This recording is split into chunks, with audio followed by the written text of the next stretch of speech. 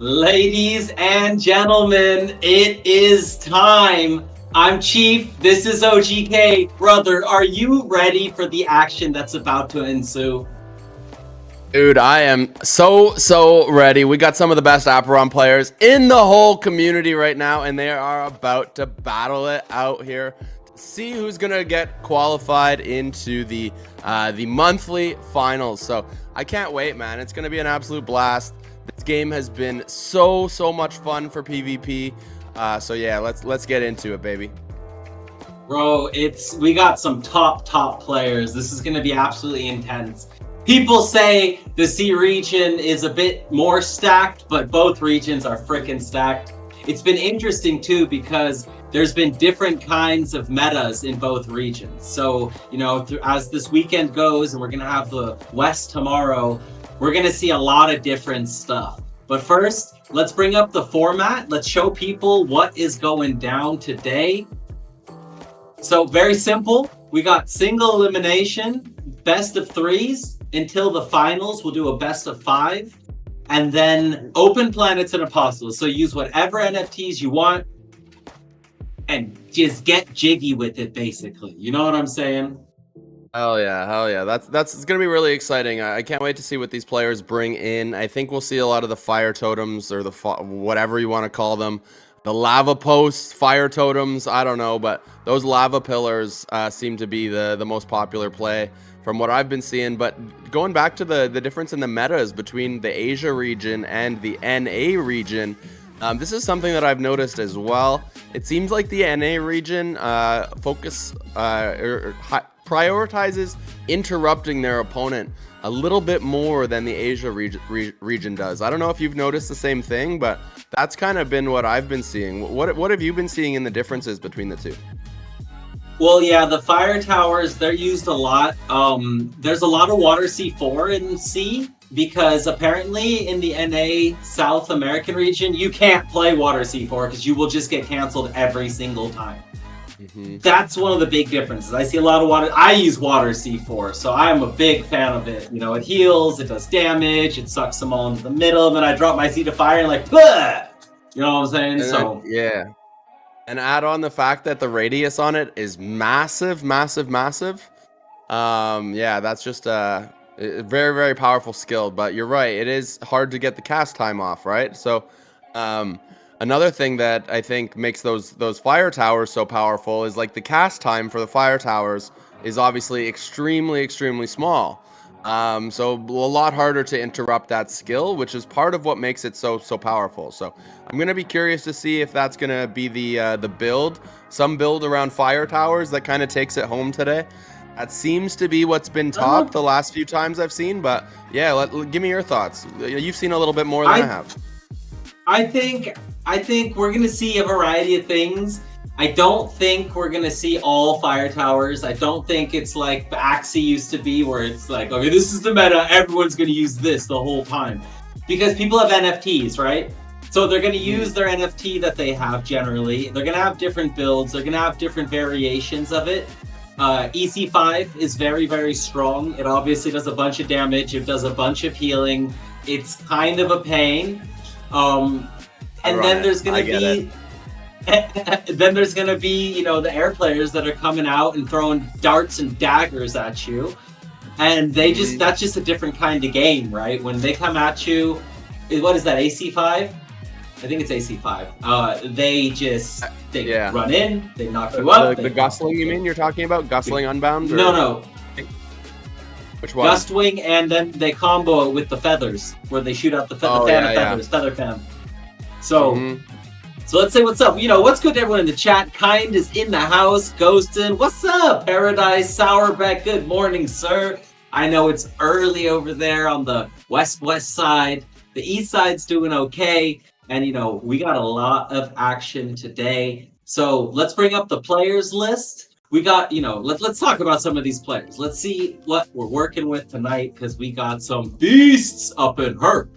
So we got Bins, Ame, Tay, Boss Opa, Tanbod, Mino, J Himbo, Zach 1, the last tournament that 1437 was holding. That was also very impressive. Okay. You want to go with the second half?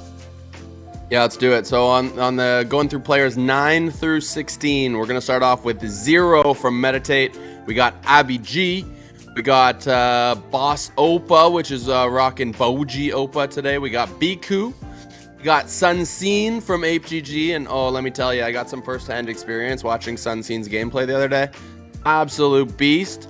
We got Shiori from the Bood Squad. We got Kusei, that's a name that I can recognize, as well as a couple other on this list from YGG, and then we got Will from the R Squad. From Rising Stars, that is our scholarship squad. Those are our rising up and coming stars. So Will made it. Well done. Well done. I think he's up against Biku. So tough match, but all the matches are going to be tough. All the matches are going to be tough. So while we're there, let's just check out the bracket and let's see who's actually matched up against one another.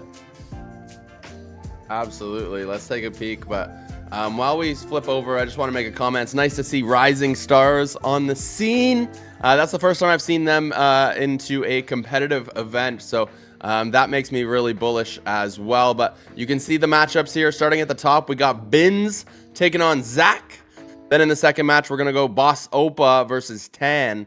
And my understanding is that we're going to show you all of these matches. Chief, you want to tell us who's on the bottom there? So then we got Kusei from YGG. Very excited to see how he plays. Loved watching him in Axie against Abby G. And Tay versus Mino. Mino's another fan favorite. He did very well in the last tournament, put up some good fights. So, the players I'm looking at here, Mino, Kusei, Tan, and Zach. Those are the four that I'm, just throwing it out there. But all these players are stacked. They're all sick. And we're going to see some action tonight. Fireworks are going to be shooting. Yeah, and I'm most excited to see kind of the move sets that they'll be running, right? Because we are getting extremely close as well to the end of the current competitive season, which does have a lot of APRS rewards. So if you're somebody who's watching from home and you might be trying to figure out, what's kind of the best thing to play or what, you might want to play as you try to climb the leaderboard, this is a great place to be. So hopefully we can provide some fun and we get to watch some exciting matches. I think our players absolutely have like 0% chance of disappointing today. We got some absolute studs, so it's going to be a blast. I hope you are ready, and we appreciate your support here. We realize it is super early for a lot of people on the west side, but thank you for being with us. And if you can share that link out, hey, that would mean the world. That would mean the absolute world to us. We are going to get going with our first game of the day or the night here in just a few minutes. But if anybody has any questions or any comments for Chief or myself, feel free to drop those down into the chat, and we'll get to those as quickly as possible. But you can see down on the bottom of the screen our first matchup. Looks like it's about to get underway, ladies and gents. We got Mino and we got Tay 20. Oh, wow. It's going to be an absolute... Saga Potato, what is good? Welcome to the chat. Freya, welcome. Eric, dude. OGK, what's good, brother? What is good? Gap is in the house. How y'all doing tonight? Toxic Quickies? Sorry, no, but funny name. It took that all right, first quarter finals match. Are you ready? Mino, Tay, what is going to happen here? I'm excited. This is going to be sick. Oh, baby. Yeah, oh, baby. Absolutely. All right. Oh. So we're going in. It's a little bit laggy for me. A little bit laggy. Or not laggy. Fuzzy. A little bit fuzzy. Yeah, in the Discord, I'm noticing that in the Discord too, which makes it a little bit challenging. Hopefully we can fix that here after the first match, and we'll have to get our bearings here on how we'll figure this out. So Chief, Mino, how we're gonna throw it down in game. Mino is playing very passive here, and he's got Tay one shot already. He's got Tay down to one hit. He's throwing out some feathers. Tay-Tay's got a big ass shield right now, and Tay needs some healing. Desperately. Mino going in for the stun, dropping the EC5, gonna get some damage, keeping his health really, really high right now. holding some stuns in hand. Tay-Tay's at about a third life, got a little bit of healing, going in to get some poke on Mino. Dropping the zip zap is Tay-Tay, trying to stun everything, making some plays here, but Mino looking very comfortable, sitting back and waiting for his next moment to pounce. Throws down a big welcome to the slam there, follows it up with a gustling unbound, and Mino comes in with the smash. Game 1 goes to Mino. And you saw there, Tay-Tay tried to drag Mino down to the bottom there with that tidal wave, but wasn't able to do it. Mino just quickly dodged around it and then was able to take game number 1. So we'll see if Mino can run it back. Little bit of apostle shuffling here from Mino. You can see just changing up the position, keep Tay-Tay on their toes. But here we go. Looks like Mino's going to start off with the knock-up. Looking for an interrupt. Not going to be able to find it because Tay-Tay throws down the zip zaps. Mino follows that up with can't tell if that's is that a fall up? Looks like a fall up. Misses the fall up though. And there goes the gustling. And just like that, ladies and gentlemen, I can't see the feed. Okay, hold on. Yeah, he's switching it so that we can see it better. Okay. We're gonna get the HD there we go. feed going for there everybody. we go. Now we're HDing. Oh, nice. But Tay-Tay's trying to throw drag to the bottom again. Mino just able to move around it. Great movement so far by Mino. Welcome to the slam again. Doesn't find the mark. Now, I just want to mention we are a little bit behind on our feed right now, but as soon as it is back up, we will get back right on top of things. No, go into Coveter, and you'll see it clean. It's good. It's up. All right, so Mino this time does not have the lead that he did last time. Tay-Tay made some really good changes. Tay-Tay's actually up on the Apostle battle, it looks like, at least an HP. I guess that's a lie. He's, okay. It's looking like a 2v2 now, 2v2. But Tay-Tay has a lot more life than he did last time. The thing is, even though Mino is a little bit hurt, his EC5s are just going to heal him back up. So as long as Tay-Tay has Apostles on the field, Mino has a source of healing. Yeah, Tay-Tay is going to want to try to make sure that Mino's not going to be able to heal off of those EC5s. That is the big yellow radius that you see appearing underneath. Those are, like Chief said, those are going to provide Mino with healing. So Tay-Tay just wants to make sure that is going to be able to interrupt those. Ideally, that's best case scenario for Tay-Tay. Doesn't seem to be able to do it though. Does have access to the knock-up, but just hasn't really been playing it when Mino casts. And you can see here Mino taking big damage with those gustlings. And doesn't look like Tay-Tay is going to be able to hang with Mino here. Mino just dishing out too much damage, gustling after gustling. Oh, geez, it's a bad time for Tay-Tay. And the feathers are nasty. Able to get out of the way. Oh, and the return fire with the auto attack, and Mino taking the quick 2-0 in the first set. Okay, but it is a best of 3, so Tay-Tay is not done. We can see some adjustments here. We can see apostle switches. We can see even an NFT switch. Like they're able to do whatever they want now. They can swappity it up, and they can hit each other with something completely different. Because the thing about this game that is so amazing is there's counters to everything, right? So everything has a counter with whether it's the apostles, whether it's the avatar. Plus, playstyle is a thing. Aggressive, passive.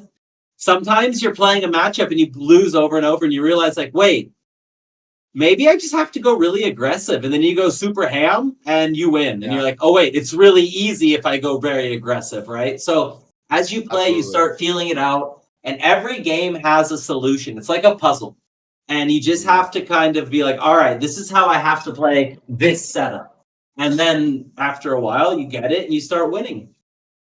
100%. Yeah, no, you absolutely nailed it. Because I feel like there's two stronger kind of strategies, I guess. Like you said, one being going extremely aggressive, using all aggressive apostles, like all damage apostles, and kind of just like trying to throw down as much damage as possible. And then the other strat would be kind of trying to play the late game, kind of trying to sustain and then win once the circle starts to shrink. So it kind of like think of it as like a blood moon or like a sudden death, kind of like you have to get into the final circle. And I guess to that point, maybe you don't have to get into the final circle. And this is something that we were talking about a little bit off stream, but players are able to actually like make a cast into the middle inner circle and then make a movement outside of the circle to kind of avoid damage and kind of let their skills kind of finish off their opponent. And the skills end up doing a bit more damage than the passive kind of being out of the circle. So they can clutch the win like that. So pretty cool to see these different strats coming through. You can put up some healing and just sit out there and wait if you have to. It's a big cat and mouse game, and if you can make it to that last tiny circle, then both players have played it pretty well. You've made it pretty far, and then it's clutch time. Like one stun, one cancel, and you're in trouble. Things just do not to look good. Starbuck saying the cone auto attack. Yes, the orb cone auto attack, very strong, very large radius. I think it's fairly rare overall. Someone can correct me on that. But yeah, FC5 will win, says Young Hoshi. Let's see if Mino can follow it up with another round of domination, or if Tay has figured out what's going on and is going to come out with a nice counter. Yeah, I'm curious to find out. That's for sure. Because Mino definitely there was a skill diff, I'd say, in that first series. Big cancel! So see if Tay-Tay's big able cancel to figure it right out. there. Huge Mino cancel. comes out of the gate, cancels the wave with a knock-up, hits a big EC5 to knock a lot of HP off of those apostles. Things are very small. I mean, what? And then, okay, he's charging up his slams. One slam charged, other slam in hand. Gonna use it, not wasting anything right here. Mino is, he's not even gonna charge this one. He's just gonna jump on him. Went for the cancel, didn't quite get that, but gets out the feathers, big hit. The return's going to do a lot of damage, and one more auto attack might be enough. Mino's coming for him. Here's the knock-up. Doesn't quite hit it. Just missed the follow-up. Mino's in a very dominating position. Yeah. It's just about over, ladies and gentlemen. Mino here played this first battle of the second series absolutely flawlessly. You can see those Welcome to the Slams doing massive damage. The first one that we saw, the first big one, 1,400 damage. There's the knock-up, and there you have it. Third game in a row to Mino. Of course, the first game of set number 2. If Mino takes this game, he will be moving on. So this is all he needs. Will he be able to clutch it in this game, or will Tay-Tay be able to find an answer at least one time? Just one time will you shut down Mino? Young Hoshi brings up a good point. Like, what is Tay-Tay's kill play here, you know? I guess he's trying to get to late game and then overwhelm with waves everywhere and all these waves. And he's like, you're not a surfer. But he's not really getting to the late game. And he's, in a very good position. And then he's just getting popped. So he needs to be a little more aggressive here, Tay-Tay. He needs to get rid of these apostles and not be at such a disadvantage when the late game comes. The slam, and he needs to stay away from the frickin' warriors, because those guys are just slamming him over and over and over, and it's not good. Definitely not good at all. Huge damage coming out. You can see Mino's drawn into another Welcome to the Slam here. He's going to start to discard to power it up. As you can see, those charges at the top of the card starting to stack. Lands one Welcome to the Slam. He's going to follow it up with, I thought it was going to be a Gustling, but he goes for another Welcome to the Slam. Lands that one as well, but it wasn't charged up. Only 350 damage coming out. There's the Gustling. Is he going to get the return as well on those feathers? If he does, it's going to be huge. Oh, it got decent amount, but the shield, Tay-Tay did get the shield down, so was able to avoid a huge amount of damage, but Mino's still at a commanding position so far in this matchup. Mino is going absolute boss mode. He does not care about the apostles. He's just handling his business, trading over and over and over, hitting him with as many feathers as he chooses, and then comes in with the smash. He does get dodged on that one, but now's danger mode, and Mino is coming in. He's just going to auto attack him over and over and over. He's going to chase him, knock him up, no knock up. Okay, but more feathers coming. Oh, okay. Tay-Tay's moving. He's really trying to get away. Okay, good movement by Tay-Tay. He's being a little more erratic now, which is what he kind of needed to do the whole time. The last 2 minutes, Tay-Tay's been on it. So keep it up, Tay-Tay. Loving the movement. Oh, that was a big hit from Mino. But look at Tay-Tay dancing again. Mino's just trying to finish it off, and there it is. The auto attack lands. And Mino with a clean sweep, 4-0. Well done, well played, well deserved. Yeah, just a matter of time there until Tay went down. But I think we saw the best movement that we did in the entire matchup from Tay in that last probably 30 seconds when just kind of fighting for their life. Like, we hadn't seen them move like that all series, but right at the end, pulled out the dangles on Mino, but Mino was still able to find the kill and takes it clean 4 games straight. So congrats to Mino. Mino is moving on. Is that Mino's moving on to top 8 now, or Mino moving on top 4? Top 4. He's moving on top 4. That was quarters, right? Quarters. So now he's moving on to the semis. Okay, perfect. So Mino is our first player into the semifinals for today. So we're going to hop into another quarterfinals match here in just a second. As soon as we have that ready for you, we will hop over. But, man, I mean, in Mino's the going to be tough to meantime, beat today. Yeah. Yeah, no, Mino's going to be tough to beat. I'm excited to see how he does in the later stages. But each matchup has a name that I recognize that I am like, okay, when I see them on ladder, I'm like, oh, Choi, oi, this is not going to be good. But I want to give a shout out. I want to give a couple shout outs, actually. One, Aperon. Thank you guys, for partnering with E4E. We're working together. We're going to be doing tournaments for the next 6 months at least, but I plan on doing them for a long time. I love this game. It's absolutely hype. There's so much potential for live events. There's so much potential for just the skill level is going to keep growing. As people start breeding, there's going to be new metas. We're going to see so much coming. So thank you, Aperon, for helping us out and working with us. And then Loot Rush, big shout out to you guys. They are doing Aperon scholarships. So make sure if you want to play Aperon, you go check out Loot Rush. You can get a planet. You can rent it for a couple days if you want to just try out the game. You don't want to go like full investment with a NFT purchase, right? You just want to see what it feels like. And maybe you don't want to commit to a scholarship either and then get yelled at by your manager. So I think it's a good opportunity for everyone. And thank you, Loot Rush, for helping us out and sponsoring this. Good times ahead, baby. Yeah, very well said, Chief. Looking forward to it. But just want to echo that statement. Say thank you once again to Aperon for this opportunity. Looking forward to throwing amazing events now and for as far as we can possibly see until y'all tell us that we can't do it anymore. But we got some amazing things planned. So I'm extremely excited to see. So E4E leading the charge with the events. So appreciate that and looking forward to bringing y'all exciting stuff down the road. Let everybody know that we are live, people. Let people know that we are live. Get that tweet out there. We put a link in the tweet, so it's getting shut down a little bit. Let's just force it through, baby. Force it through. You know what I'm saying? Let's just let the people know we out here. We streaming. Get your neighbors, get your grandma, get your dog. You know how I do, baby. You know how I do. Yeah, absolutely. The engagement gets fried now when you put the link into one of your posts. That started probably like 2 weeks ago, but well, it doesn't even matter because we're gonna have Kusei taking on Abby G in our next quarterfinals match.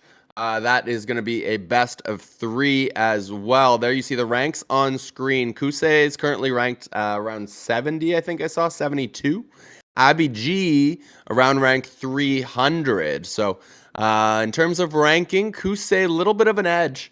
But of course, this is tournament play, and it could go to anyone. There is a little bit of a rock, paper, scissors element. So it's almost like a rock, paper, scissors. And then if you remember all the extras you could do, like there was like volcano and rocket, there's all those possibilities too. But honestly, like I'm curious to see what these players are gonna pull out here. But I was just trying to say, like, even if you're 300 rank going up against rank 70, you can still clutch the W just based on like a mismatch or like a tight matchup or something. So here we go, baby. Oh, and we see fire towers for the first time today. All right, so Kusei bringing out the FC5 right off the bat. What's up, EJ? Welcome, welcome, welcome. Both players dishing out some damage. The Fire Tires didn't do that much, though, to be honest. He sent them a little bit too far. So not the greatest start for Kusei, but I don't think he's stressing. That's a nice Fire Tower. That's going to do a lot of damage. But look at how low his front two Apostles already are. His back two are chilling, though. Mm. So, he's got a nice back line, and now he's kind of kiting everybody back, both of them focusing on the Apostles. Nobody really going for any poke damage as of yet. Okay, maybe Kusei going for his first one. Oh, nice headshot. That was some good poke damage, but Kusei also takes some damage himself.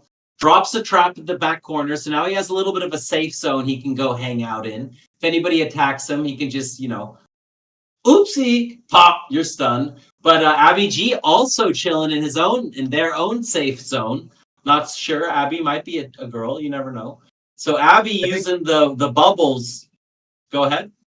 Yeah, no, I was just gonna say one of the things that's really catching my attention here in this match is Kusei's kind of decision to go with so many hunters, go rocking 2 hunters in this matchup, which is really interesting to see. There it is. That's why. And yeah, really using those for a lot of damage. So feels like kind of controlling the map with the fire towers, and then just using the headshots and the big basic damage from the hunters in the backline. And you can see here it absolutely worked perfectly there. That was an amazing match to watch, and that just was like clean. A new way to kind of like I haven't seen people play like that before. Just kind of using the towers like that, and then using the apostles to kind of carry the damage. So yeah, that was really really awesome to see there. Just the kind of the strategy by Kusei. I agree. I haven't seen that strategy yet either. And he just sits back there and just tap, tap, tap, tap, tap, tap, puts the towers up, tap, and tap. 1 rogue. Oh, but look at this. Abby G switching it up this time, going straight for the rogues, or the hunters, sorry. And what Kusei did really well, using the traps to get out of the vaults, using the headshots, comboing it with knockups, and really making it hard for Abby G to do anything. Because every time he got knocked up, headshot followed. Bam! Headshot followed. Bam!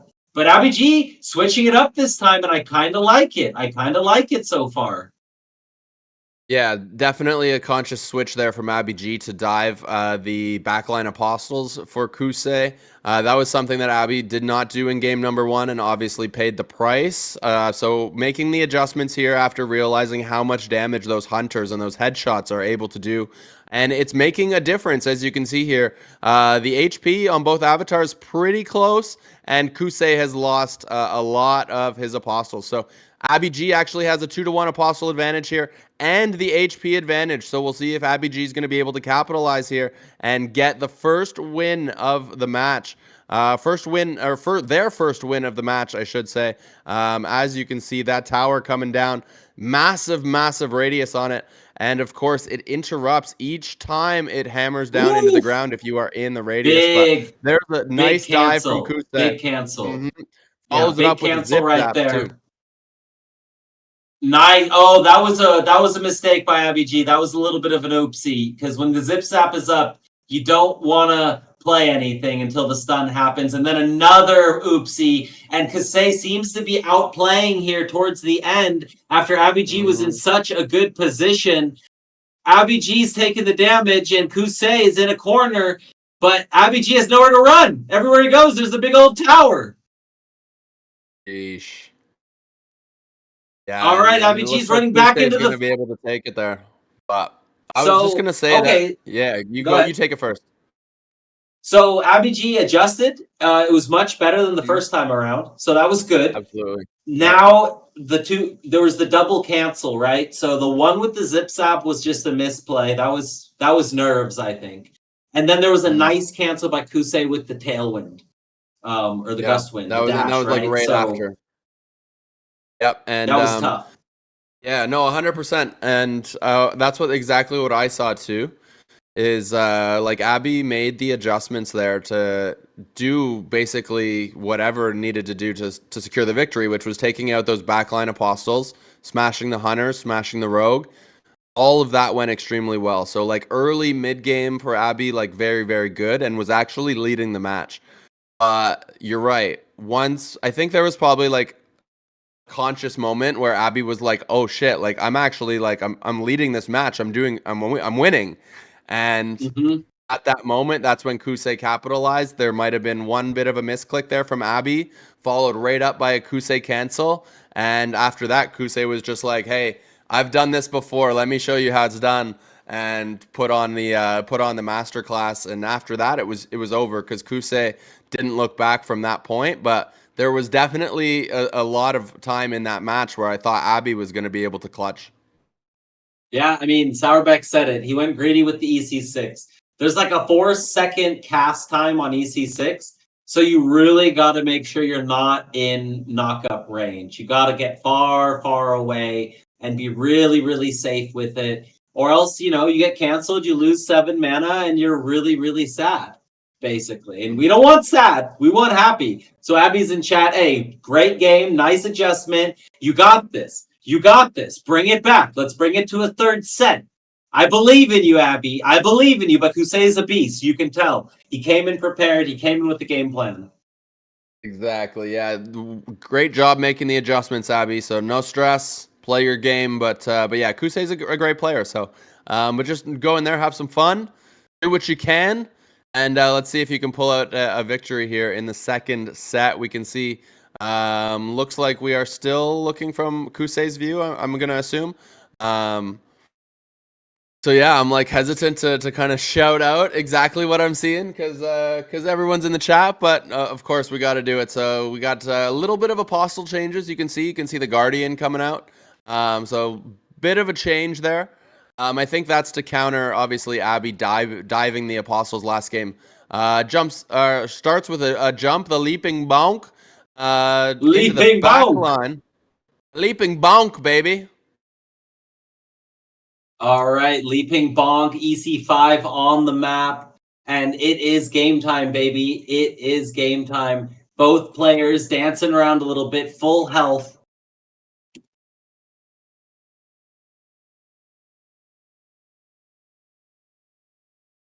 All right. And Yeah, good. the cancel You're good. again. Yeah, no, I'm kind of into this. It's going back and forth right now. The apostles, that's what I'm kind of keeping an eye on. Is like whose apostle setup is actually staying healthier because both players are kind of focusing just on apostles right now. Neither player seems to be going for damage. But just kidding. Kusei sees an opportunity, goes for the follow up. Couple welcome to the slams, and now maybe fire the gusling. Just kidding. Goes for the zip zaps. That's the right call because Abby dove in.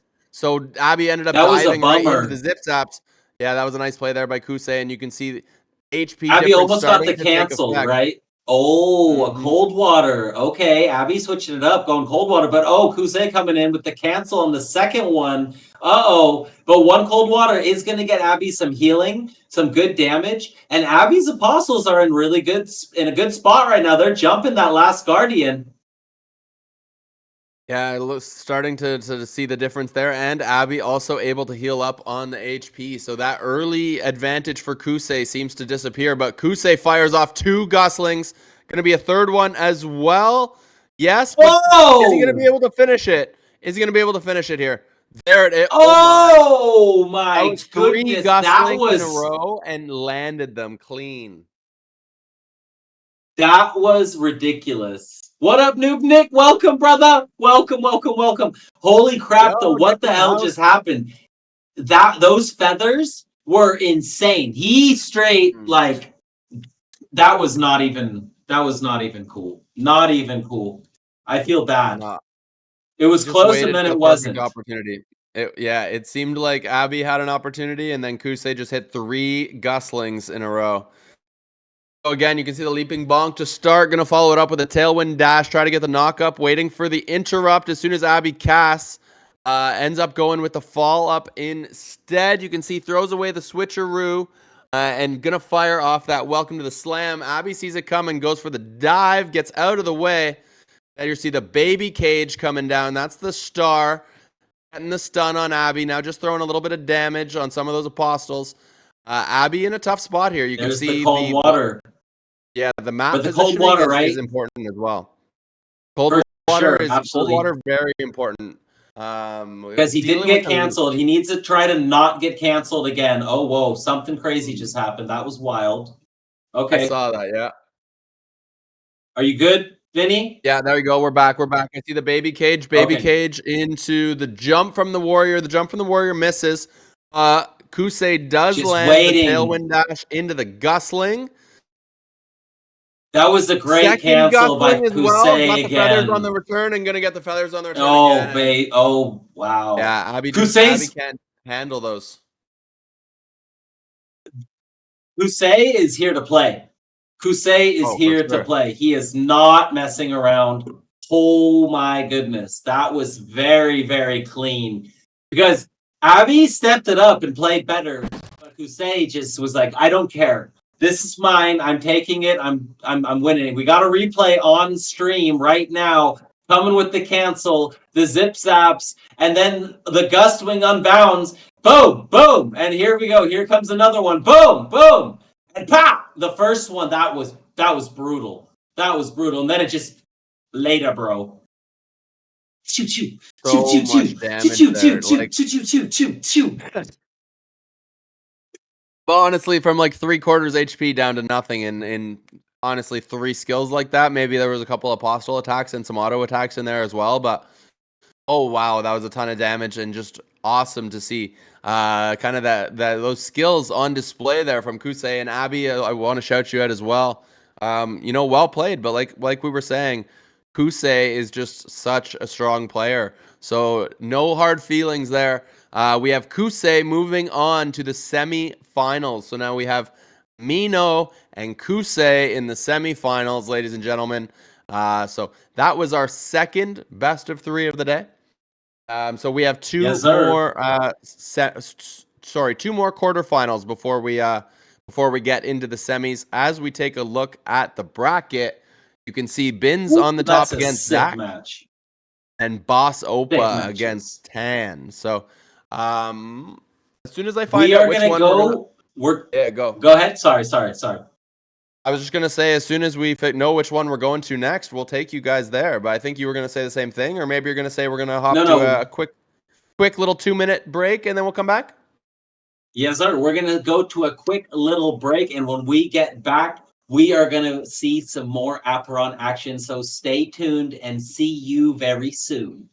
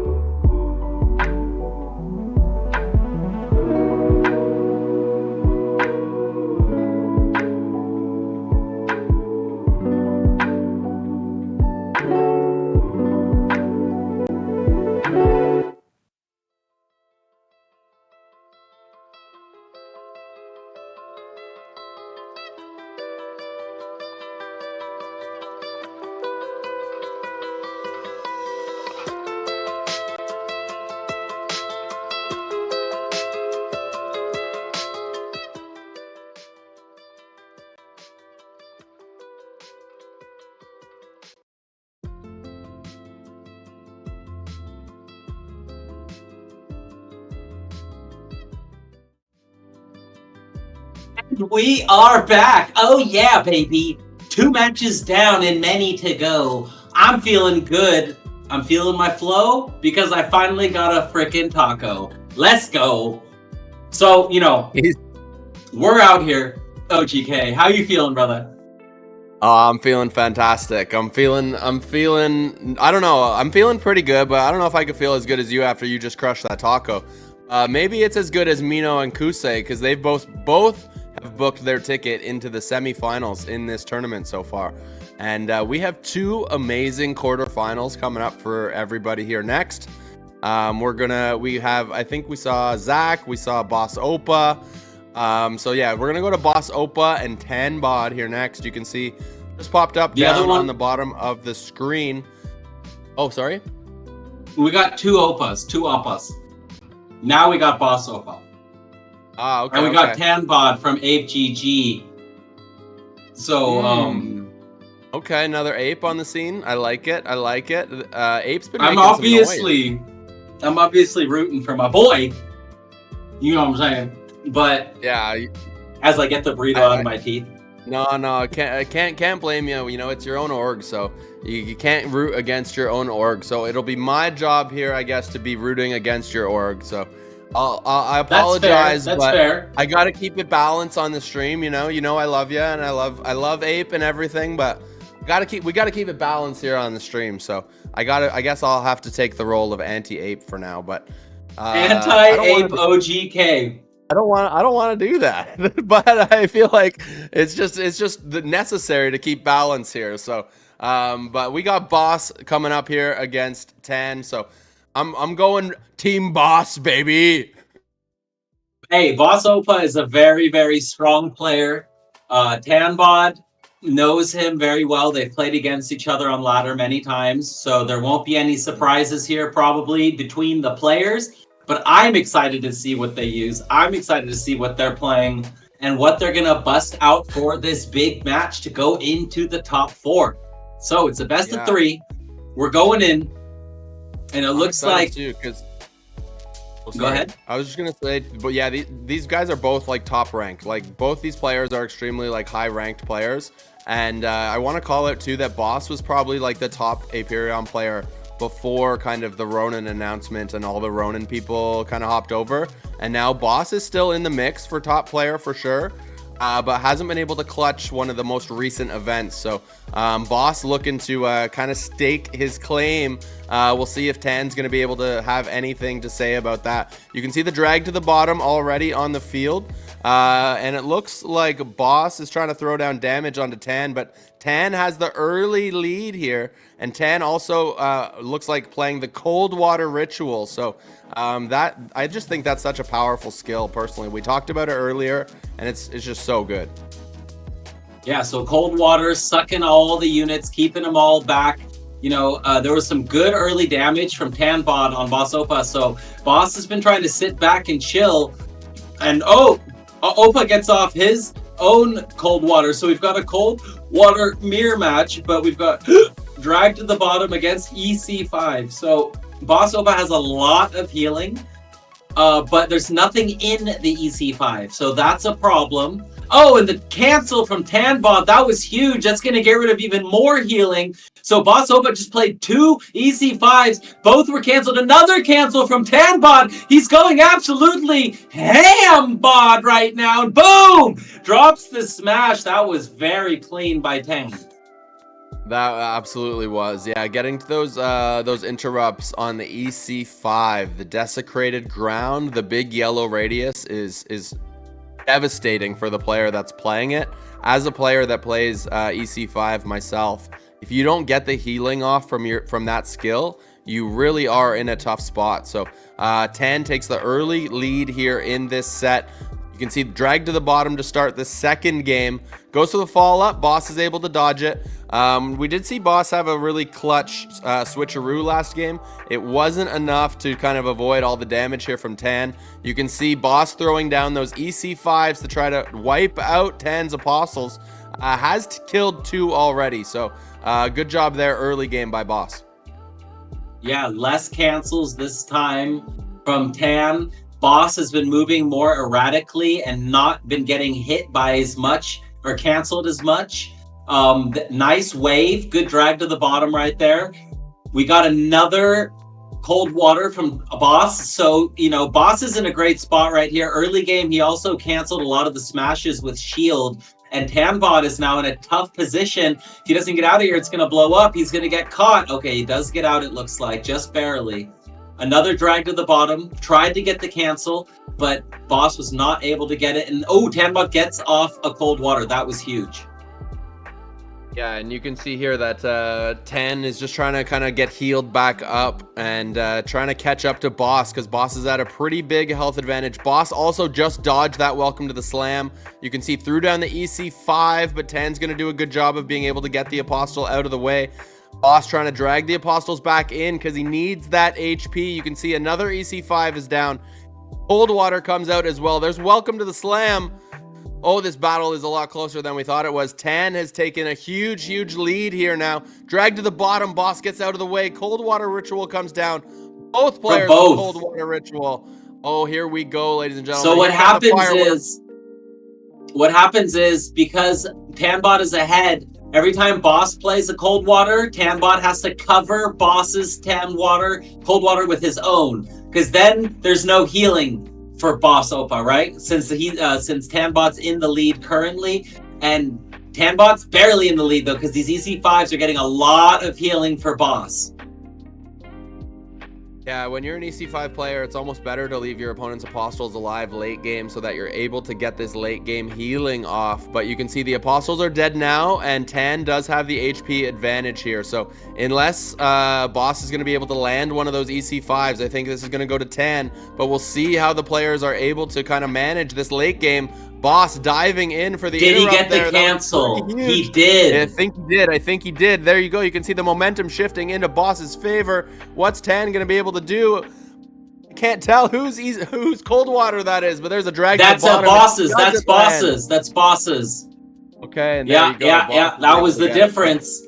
That was the difference. One interrupt, right? Because it's all about who can get off the most cold waters at the end of the game. That's literally who wins, is who can get off more cold water. So it's like, you want to spam them? Sure. But if they cancel you, ooh, ouch.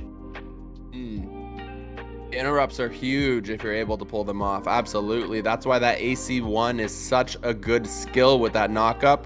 It has huge radius and long range. So when you're able to combo that with the knockup, it definitely provides huge value. There you can see the drag to the bottom does land, and it looks like Tan is going in early game here. Has Boss down to half health already. Nice little switcheroo there by Boss to get away, but that doesn't stop the assault here from Tan. Tan continuing to go in with damage. Boss tries to get the healing off of the EC5. He does get some healing, but Tan just relentless right now. Just continues with the pressure. Out comes the cold water ritual. Is it going to be enough to kind of bring Boss back? If he doesn't move, he's about to get hit by welcome to the slam. Oh, and he does get slammed. Both players. Oh, jeez. I think this is going to be dropping these cold waters everywhere. And again, remember, there's still EC5s, right? So it's not over. But Tan is in the best spot he's been so far. And he's looking comfortable. Good stun right there from Boss. Oh, but that drag to the bottom takes out one of the last Apostles. One left for Boss, one left for Tan, and Tan keeps getting out of the way of that EC, and Boss is already down. Wow, yeah. Tanbot coming through huge in that game 3. This could be our first third set, though, because Boss Opa is strong. Yeah, I agree with you. It's definitely a close series, and you guys saw it there. It went back and forth. Tan able to just edge out the 2-1 victory, but that third game was pretty convincing. Tan realizing that going for the aggressive strat, like we kind of talked about earlier, right? Like you can play the game really aggressively. You can play kind of more passive and play for the late game. It seemed like in that series, both players were playing for the late game. And then Tan made the decision that, hey, you know what? In game 3 here, I'm going to go for the full aggressive strategy. And it really did pay off there. That was the a very quick game, and Boss wasn't able to kind of withstand the all out assault, and Tan takes the victory there in the first set. But like you said, this one has potential to go to 3. So Well, one of the things in game 2 that happened in the early game was Boss got hit by a slam while he was at full shield, and I think he also canceled a wave. And right off the bat, it was just not the same. Tanbot fell behind on Apostles, fell behind on Momentum, probably got a little bit flustered. It happens. Sometimes you get knocked up and you're like, oh my God, no, I really needed that card. And then you like start discarding, you start wasting mana and you miss a play and then you miss your slam. You're like, panic. It happens. it's true. It does. It does have the ability to snowball, especially if, you miss one skill and then you're like, oh, I missed that skill. In that moment where you have the thought of, oh, I missed that skill, you probably missed the next skill as well. So that's how the high the skill is on this game. And that's what makes it a ton of fun, and it's an amazing PvP experience for that reason. So here we go again. And Boss, and you can see there has been an adjustment to the strategy. We got, is that EC6 with the big totem that's dropping down? Yeah, so and that's the wrecking vault. damage on the That's a vault. healer there that's good. That's Just a got priest. melted. Oh, but he doesn't get the kill. The priest is still alive. Well, it is dead now, but took a lot of firepower to get that. And now, nice stun by Boss Alpha. Tanbot is low, taking a lot of damage, trying to get heals from his water, but Boss is not having it. He keeps knocking him back, pushing him back, not letting him get any real value out of that water. C5-4, the cold water. And now, okay, here's Tanbot getting out of the corner, getting a knockup, and placing his cold water so that everything is within. Charging up a stun, gonna go for it right here. Big hit. Doesn't get as much damage as I thought. Oh, never mind. There it is. That just took... Oh, that was the Formless. That must have been B Formless. So what happens is when you take a big chunk of damage, you don't take it all at once. You take it over a couple seconds. It chunks out. But now Boss Opa very, very low. Tanbot looking very, very strong. Yeah, it's been interesting to see if the changes made here by Boss are actually helpful, but I don't think they are realistically. That's what I was really trying to study there in that match, making the adjustments into that EC6, and it looks like it's actually worse, to be honest. Like, it looks like it matches up worse against Tan's setup here. So, yeah, it might be tough here for Boss to clutch a victory because that vault is just, it, like you said earlier, it has a really long cast time. So although it's able to do quite a bit of damage, the long cast time is like, I think it's too easy for a really high skill level player to interrupt and cancel it. So, like I said, I don't know if Boss is going to be able to pull it off here in game 2. Might be advantage Tan just on the setup, but we shall see if Boss can overcome Look at the jumps. The skills. As soon as the vault drops, you just see Tanbot jump everybody out of the way that he possibly can. Adjusting, right? Because the vault is huge, but it's a huge investment. And if you can get one of your apostles out of the way, then you're in a pretty decent spot because he was expecting to damage all 3. Let's see how he deals with it this time. Tries to get the cancel. Is a little bit too late. Going for the switcheroo, it looks like. Maybe. Oh, waiting for it to make sure that the mage gets out of there. You got to wait, right? It stuns you multiple times. You got to wait for the stun and then do a thing. Wait for the stun and do a thing. It is important to try to time the stuns and try to play around them there. As you can see, that Boss is continuing trying to melt all of Tan's apostles. There looks like to be 2 apostles left on Tan's side. Of course, Boss does have 3. There's the drag to the bottom. Doesn't seem to land. That does a lot. But when it hits, it does a lot. Because he cold watered them away from it right there. That could have been better. He could have actually used the cold water to pull them into it, right?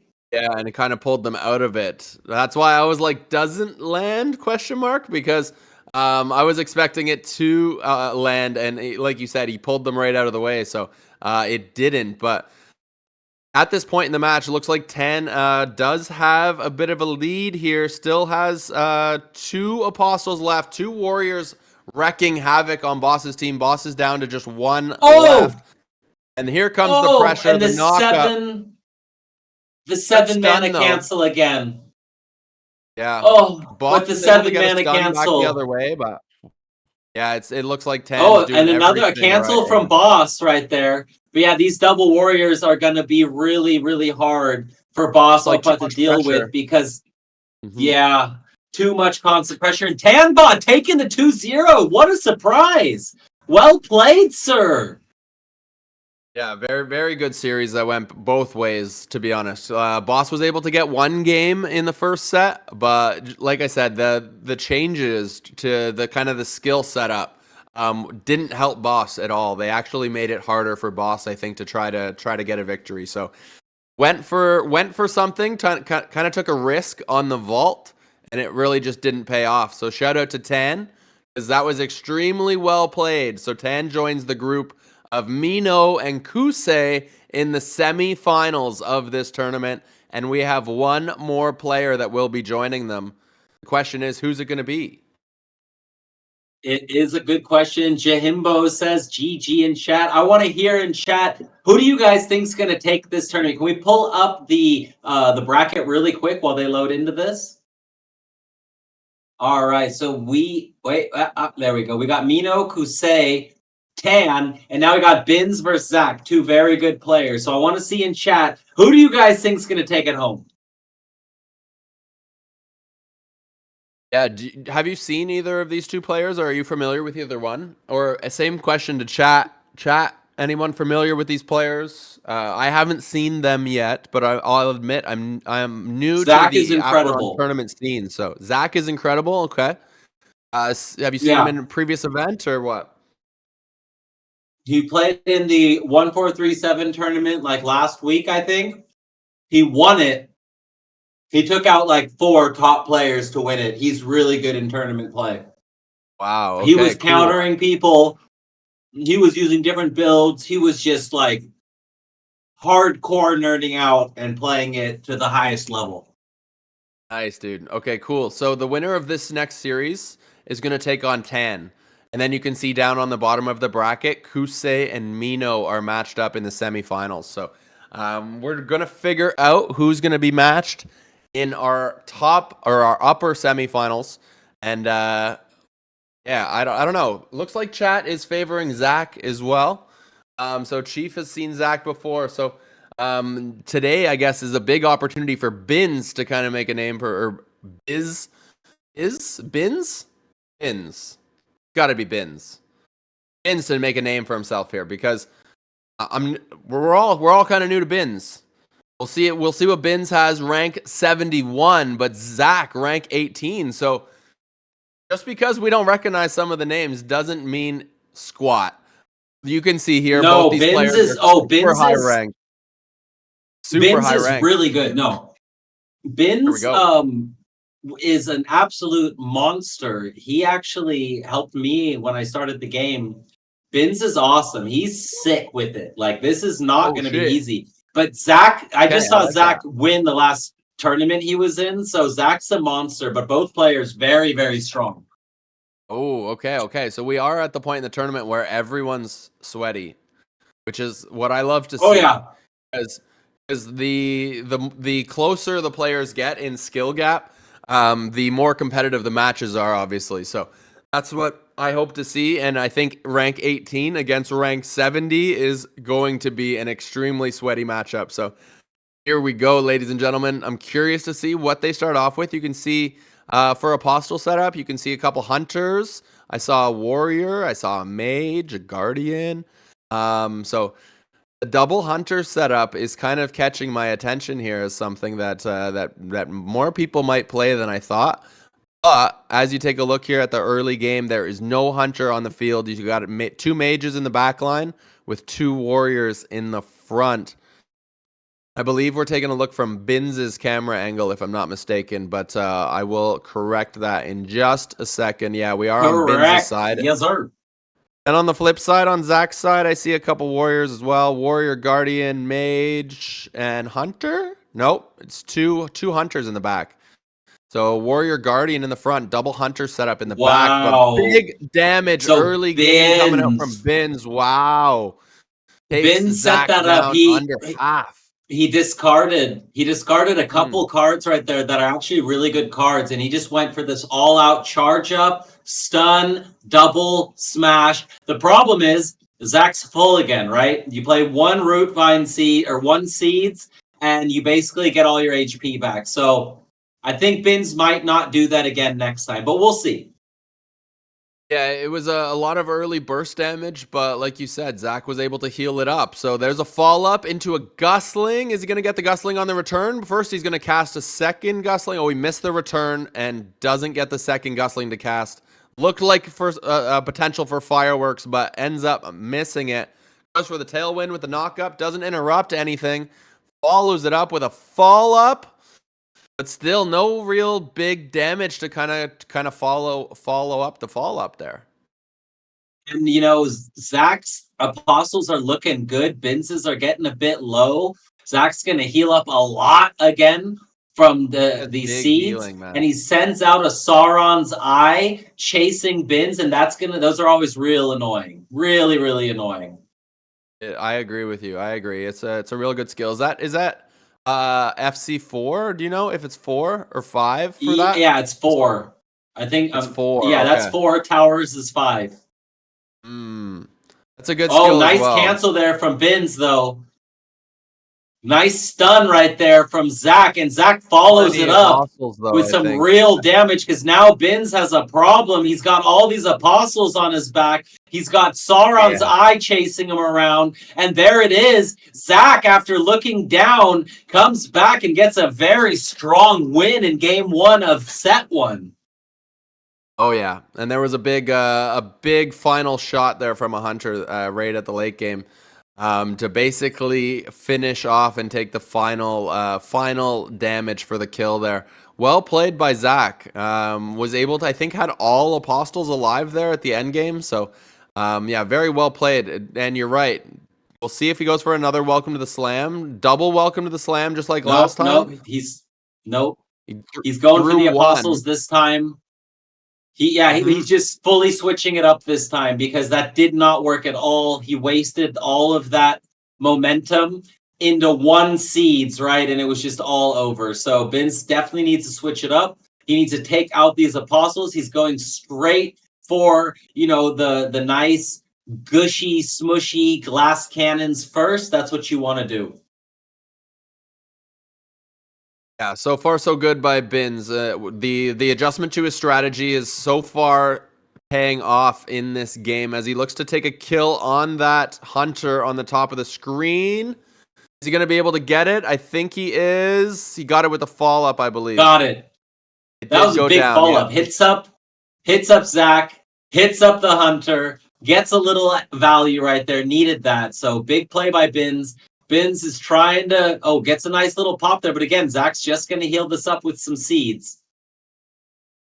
Yeah, and all of Zach's other apostles as well staying pretty healthy here. So it was a good job by Binz to secure that one kill, because Zach is basically healing up the majority of all damage that gets thrown out. And you can see nice combo there by Binz as well, trying to get the pressure on Zach. Fall up, knock up, couple Guslings as well. Is he going to be able to get the return on those feathers? Oh, he got one. Does. Maybe. He got a little bit. He got a good return. But the thing is there comes the root vines again, and it's just going to heal Zach right back up. It's so absolutely incredibly annoying to just lose it oh, wow. Zach jukes back, making Binz miss the gust wind, the tailwind, sorry. And Zach's in control of this right now. Complete and utter control. His healing is absolutely just disgusting. It seems like any damage that Binz puts on him, Zach finds some way to heal it up here. And Gusling's coming out. But like I said, at this point, I think the HP difference is just going to be too much for Binz to overcome here. You can see Zach jumping around the map, touch the red for a little bit. Now Zach eating some Guslings. Binz trying to do everything that he can to stay in this matchup. That's a little bit of a shield as well from that tailwind dash. Is it going to be enough? Doesn't look like it. No, and Zach clutches the match as you see Sauron's eye chasing Bins around the map. Where are you trying to go? You can't go anywhere because this thing is following you, my guy. Yeah, it is coming after you. It is not stopping. Sauron's eye is just so annoying. And yeah, Zach, with all this healing and this Sauron's eye, he's able to just make you run, and as soon as you get him a little low, he just heals, right? So well played by Zach, putting on a clinic right there, and that was not an easy opponent, right? That was not Absolutely an not. easy opponent. Yeah, that's a high-ranked opponent So that he just put on a really good performance against. I would be actually extremely curious to see the match stats after the game and just kind of understand where all of Zach's healing came from. Because there was so much healing that I would assume that it came from it's the multiple places. seeds. It's the seeds, bro. It's those little yellow seeds that he spreads all over the map. As they die, you heal. It's insane. The healing is insane. So That's like okay. you gotta kind of try to kill his apostles, or I mean it's tough. Bins could try like a seed of fire if he has any interest in that, because then when you play the seeds, the earth move for healing, what happens is you seed of fire it blows them all up, and you also heal back for a buttload. So there Okay. are outplays So to it's like that, a but it's potential really like tough. counter strat to it, I guess. Yeah, because it heals you as much as it heals him. So you guys can just like trade heals, right?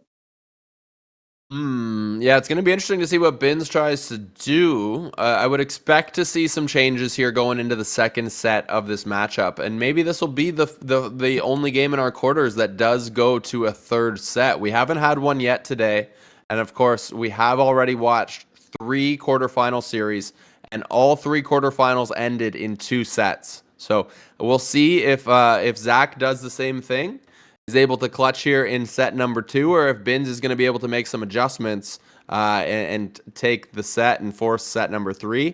I guess we're going to find out, ladies and gentlemen, but I do want to say thank you for being here with us. Whether you're on the west side of the world and it's the morning for you, or the central part, I guess, where it'll be afternoon, or the east side where it is the evening, we appreciate you being with us. Of course, this is the Asia region tournament. But thank you so much for being with us. Share the link around if you can as we hop into this next matchup. Here we go. All right. Bins needs to bring this back. This is his chance to beat Zach. But Zach just seems to be on absolute crack. So we just got to kind of see what's about to happen. Don't spit your Coke everywhere. I almost died. I was like mid-sip, and then you hit me with that line, and I almost spit it all over the screen. Here we go, ladies and gents. Going to start off with a fall-up. Is he going to land it? Ooh, I think he just got it on the outside. No, he missed it. He missed it. It was close, though. Magic bomb. You see that magic bomb going? It's going to do big damage onto that hunter into the back line. Leaping bonk lands it for 500 damage. Welcome to the slam. So Zach brought out here. Zach brought out a guardian so he can put up some castle guards against the Sauron's eyes that are going to be chasing him around all game. And so now Bins brought out a guardian. So now Bins needs to make sure that he does a good job in the apostle battles, and his guardian is still there later in the game so that these eyeballs are not a problem anymore. And in the meantime, he just has to keep killing the apostles. Look at all those little seeds everywhere. Each one of those is a heal. Okay, interesting. I've never actually played that skill, so I've never fully understood that its full capabilities, and I didn't realize how much of a healing component that it had with it. So you can see here that Zach has managed to heal himself back up to full HP after taking quite a bit of early damage here, and Zach's now pushed himself into an advantage. Bins down about 20, 25, probably about 20% HP. Bins getting a little bit of healing off as well, though. You can see throwing some skills, tosses the fall up, misses, doesn't land. But there you go. Leaping bonk again. That does land. Followed up by a warrior basic attack, does decent damage as well. So another jump there from the Guardian onto Zach. Zach taking a decent amount of damage, and here come those seeds. That's There the we healing go. that Good Chief was just cancel. talking about. But he canceled Does it this stop time. most of So it. now Zach's not healing or barely healing. So you need Yeah, he more of stopped that majority if of it. you're Bins. You gotta cancel the seeds. You cannot give him the seeds. Every time you give him seeds, he's just gonna it's too much. You can't handle it. Yeah, better job by Bins But on the okay, much Apostle in this better. game as well. Yeah, definitely. Bins has definitely done better. His Apostles haven't held up as long as Zach's, but they have held up longer than they did in any of the games in the first set. So you guys can see the baby cage get dropped. It does hit. Gonna go with what's he gonna play? He's gonna toss Gusling. Does toss the Gusling, but he gets Oh, stunned came out before, so he just misses it late. on the way out. Goes for the tailwind dash. Does hit that. Doesn't get the feathers on the way back. Who's gonna clutch? It looks like Zach got it, I think. Bins! Oh, Bins it's got it Bins! with that perfect timing on the gust Oh. wing. It was so close at the end there. It looked like both avatars Wow. with Down low HP, but Bins takes it. Wow. What a game. down to the wire. Bins coming out, taking the game. He needed that. That was absolutely huge. Bringing in the Guardian to protect and give more stun value, and really using the stuns to keep the match close, to get rid of the seeds, and to take that match, trying to push Zach to a third set. Here we go, ladies and gents. Is Bins going to be able to clutch it right here and force that set like Chief's talking about? Or is Zach going to be able to come back here and get this second game here? We're going to find out next. Looks like both players just kind of focusing damage right now on Apostles. Looks like early advantage to Zach on that. And Zach going to be able to get his healing off as well. So I'd say right now looks like Zach early game just based on Apostle HP, as you can see. But like I said, it's still too early to tell. That was a massive, massive magic bomb there. You saw the Apostles go exploding across the map. I think 3 of them were hit by that. Welcome to the slam coming out as well. Still, though, I still think Zach just a little bit of an edge. All right, well, Zach rushing in here, but the problem is if he gets stuck over there, he did have a lot of shield though, so I guess that was calculated. He went in, took a lot of damage, but I mean, you got to think of it this way: those apostles were damaging his shield, and not the apostles of or getting damage. Let me repeat. Zach's shield was so big, he sucked up all the damage instead of his apostles taking the damage. Those are the words that I was trying to use. Fireballs chasing everybody. Now we're going to see a switcheroo from Bins. Gets out of the trap as well, the hunter trap. So that was a great play by Bins. Great double value there. Sent out some feathers, gets a little bit on the return, and is doing a great job. Bins is he's doing all right, but his apostles are dwindling. Oh, that hurt though. Bins just trying to move away from Zach there and actually moved into a couple welcome to the slams. Out comes the Gusling into the tailwind dash so that he lands the feathers on the return. Nice play there by Bins, and Bins has an HP advantage. Is he going to be able to capitalize on it and finish it off? Goes for the second Gusling. Doesn't get as much damage as the first, but still a decent amount. And now Zach just fighting for his life, trying to survive. Sauron's eye dancing all over Bins. Tries to hit him with a baby cage. Bins gets out of that as well, but Zach's HP is still so low, ladies and gentlemen. Sauron's eye again, and it looks like Zach's been able to get a little bit of a heal. He's kind of bringing it back a bit. Oh, Gusling from Bins. Oh, tailwind dash. Did it? Oh, he got the cancel. He got the big boy cancel, but now still Bins in a tough spot because Zach's got more apostles. But can he get the return? Can he get the return? Is it going to be enough? He does not get the return. His Guardian is still standing. He's about to drop. He sends out the Gusling, but it's not going to go out. The Gusling bound gets canceled by Zach. Oh. Zach is dancing. He's jiving. He's grooving. And oh my goodness, I don't think Bins is going to get it off. He doesn't, and Zach ties it up in the second set. And that one cancel in the right near the end game there almost swung the difference, but Zach was able to come in clutch there and avoid Bins taking down that series. What an epic finish there on that matchup. Well, that's actually back-to-back matches where we've had Super, super close game that came right down to basically the final part of the game. But yeah, it's great to see both players so close in skill, of course. One being ranked 18 and the other one being ranked 70 on the leaderboard. Here we go. Game number 3 of this set. Who's going to take it? If Bins takes it, we go for a third series. If Zach takes it, it will be over, Chief.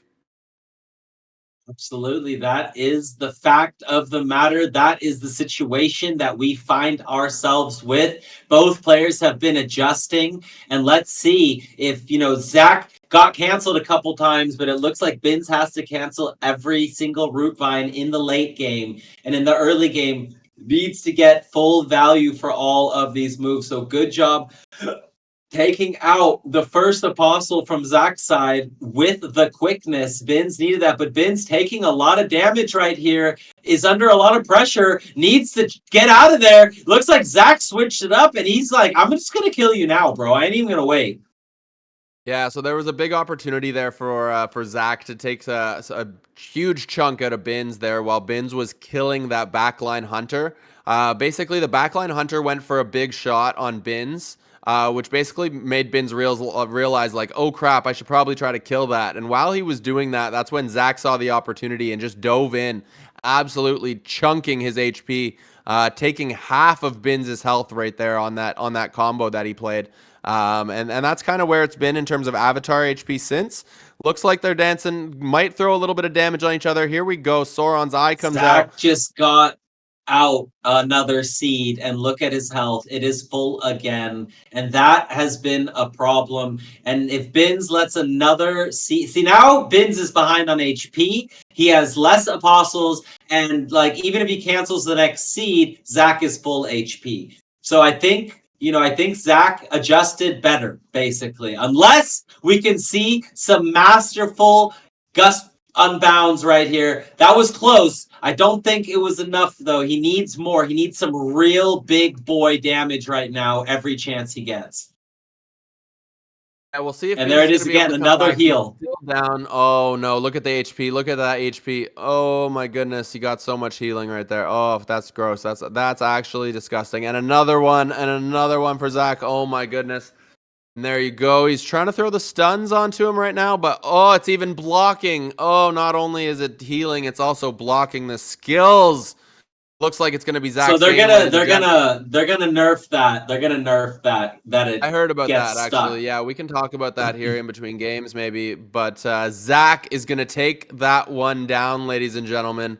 That was it was extremely well played because those first 2 games in that set were very, very close. But at the end of the day, I think Zach just had too much healing. Oh, here we go. We're gonna get the replay here, ladies and gents. He did. Right at the end game. And you could see Zach clutching there with the damage. And actually, it's that cone basic attack, that auto attack with the cone frost damage. That was what actually finished it off there. Yeah, we're kind of talking about that in chat with Sourbeck a little bit earlier. That's one of the more rare kind of basic attacks. But anyways, going back to the point that you were kind of just mentioning, why don't we tell everybody about how there's going to be an adjustment coming to how you can cast around objects. Yeah, so they're going to remove some of this blockage that you get from like the vault or the fire pillar or the root vine seeds that you just saw. Also, one of the updates is going to be that EC5 isn't as big as that final circle. So that'll make EC5 very interesting because you'll have room to dance around it. So there's going to be some very cool changes coming up. I don't know if they changed FC5 and the cast time or not. If not, that might be next. But hey, we got our top 4. This is hype. I cannot wait to see how these matches go. This is going to be absolutely insane. But OGK, before we get into the top 4, good point. What's up? I was just going to say, that's a great call out. I don't want to take anything away from these players. Zach and Bins, extremely well played in that last match. Of course, Zach is going to be moving on. Bins' tournament, unfortunately, is going to end here, but great showing by Bins, and we'll get to see some more of Zach here in the semifinals. That's all I wanted to mention. Hell yeah. All right. Well, we are going to jump into the next match very, very soon. We're going to take a quick break and then we're going to be right back. So grab some drinks, grab some popcorn, go to the bathroom, get on Twitter, let everybody know what's good. Sunseed, if we got some clips, get them out there. Let's let the world know we're Yeah, going into yeah. the final Gonna half of the be show. So thank you guys for being with us. yeah. OGK, take us to break. Yeah, yeah. So we're gonna have coming out of the break, we're gonna have the semifinals with Zach and Tan, and then we're gonna have two fan favorites. We're gonna have Kusei and Mino in the other semifinals, ladies and gentlemen. So don't go anywhere. We will be right back with more Apron action. See ya.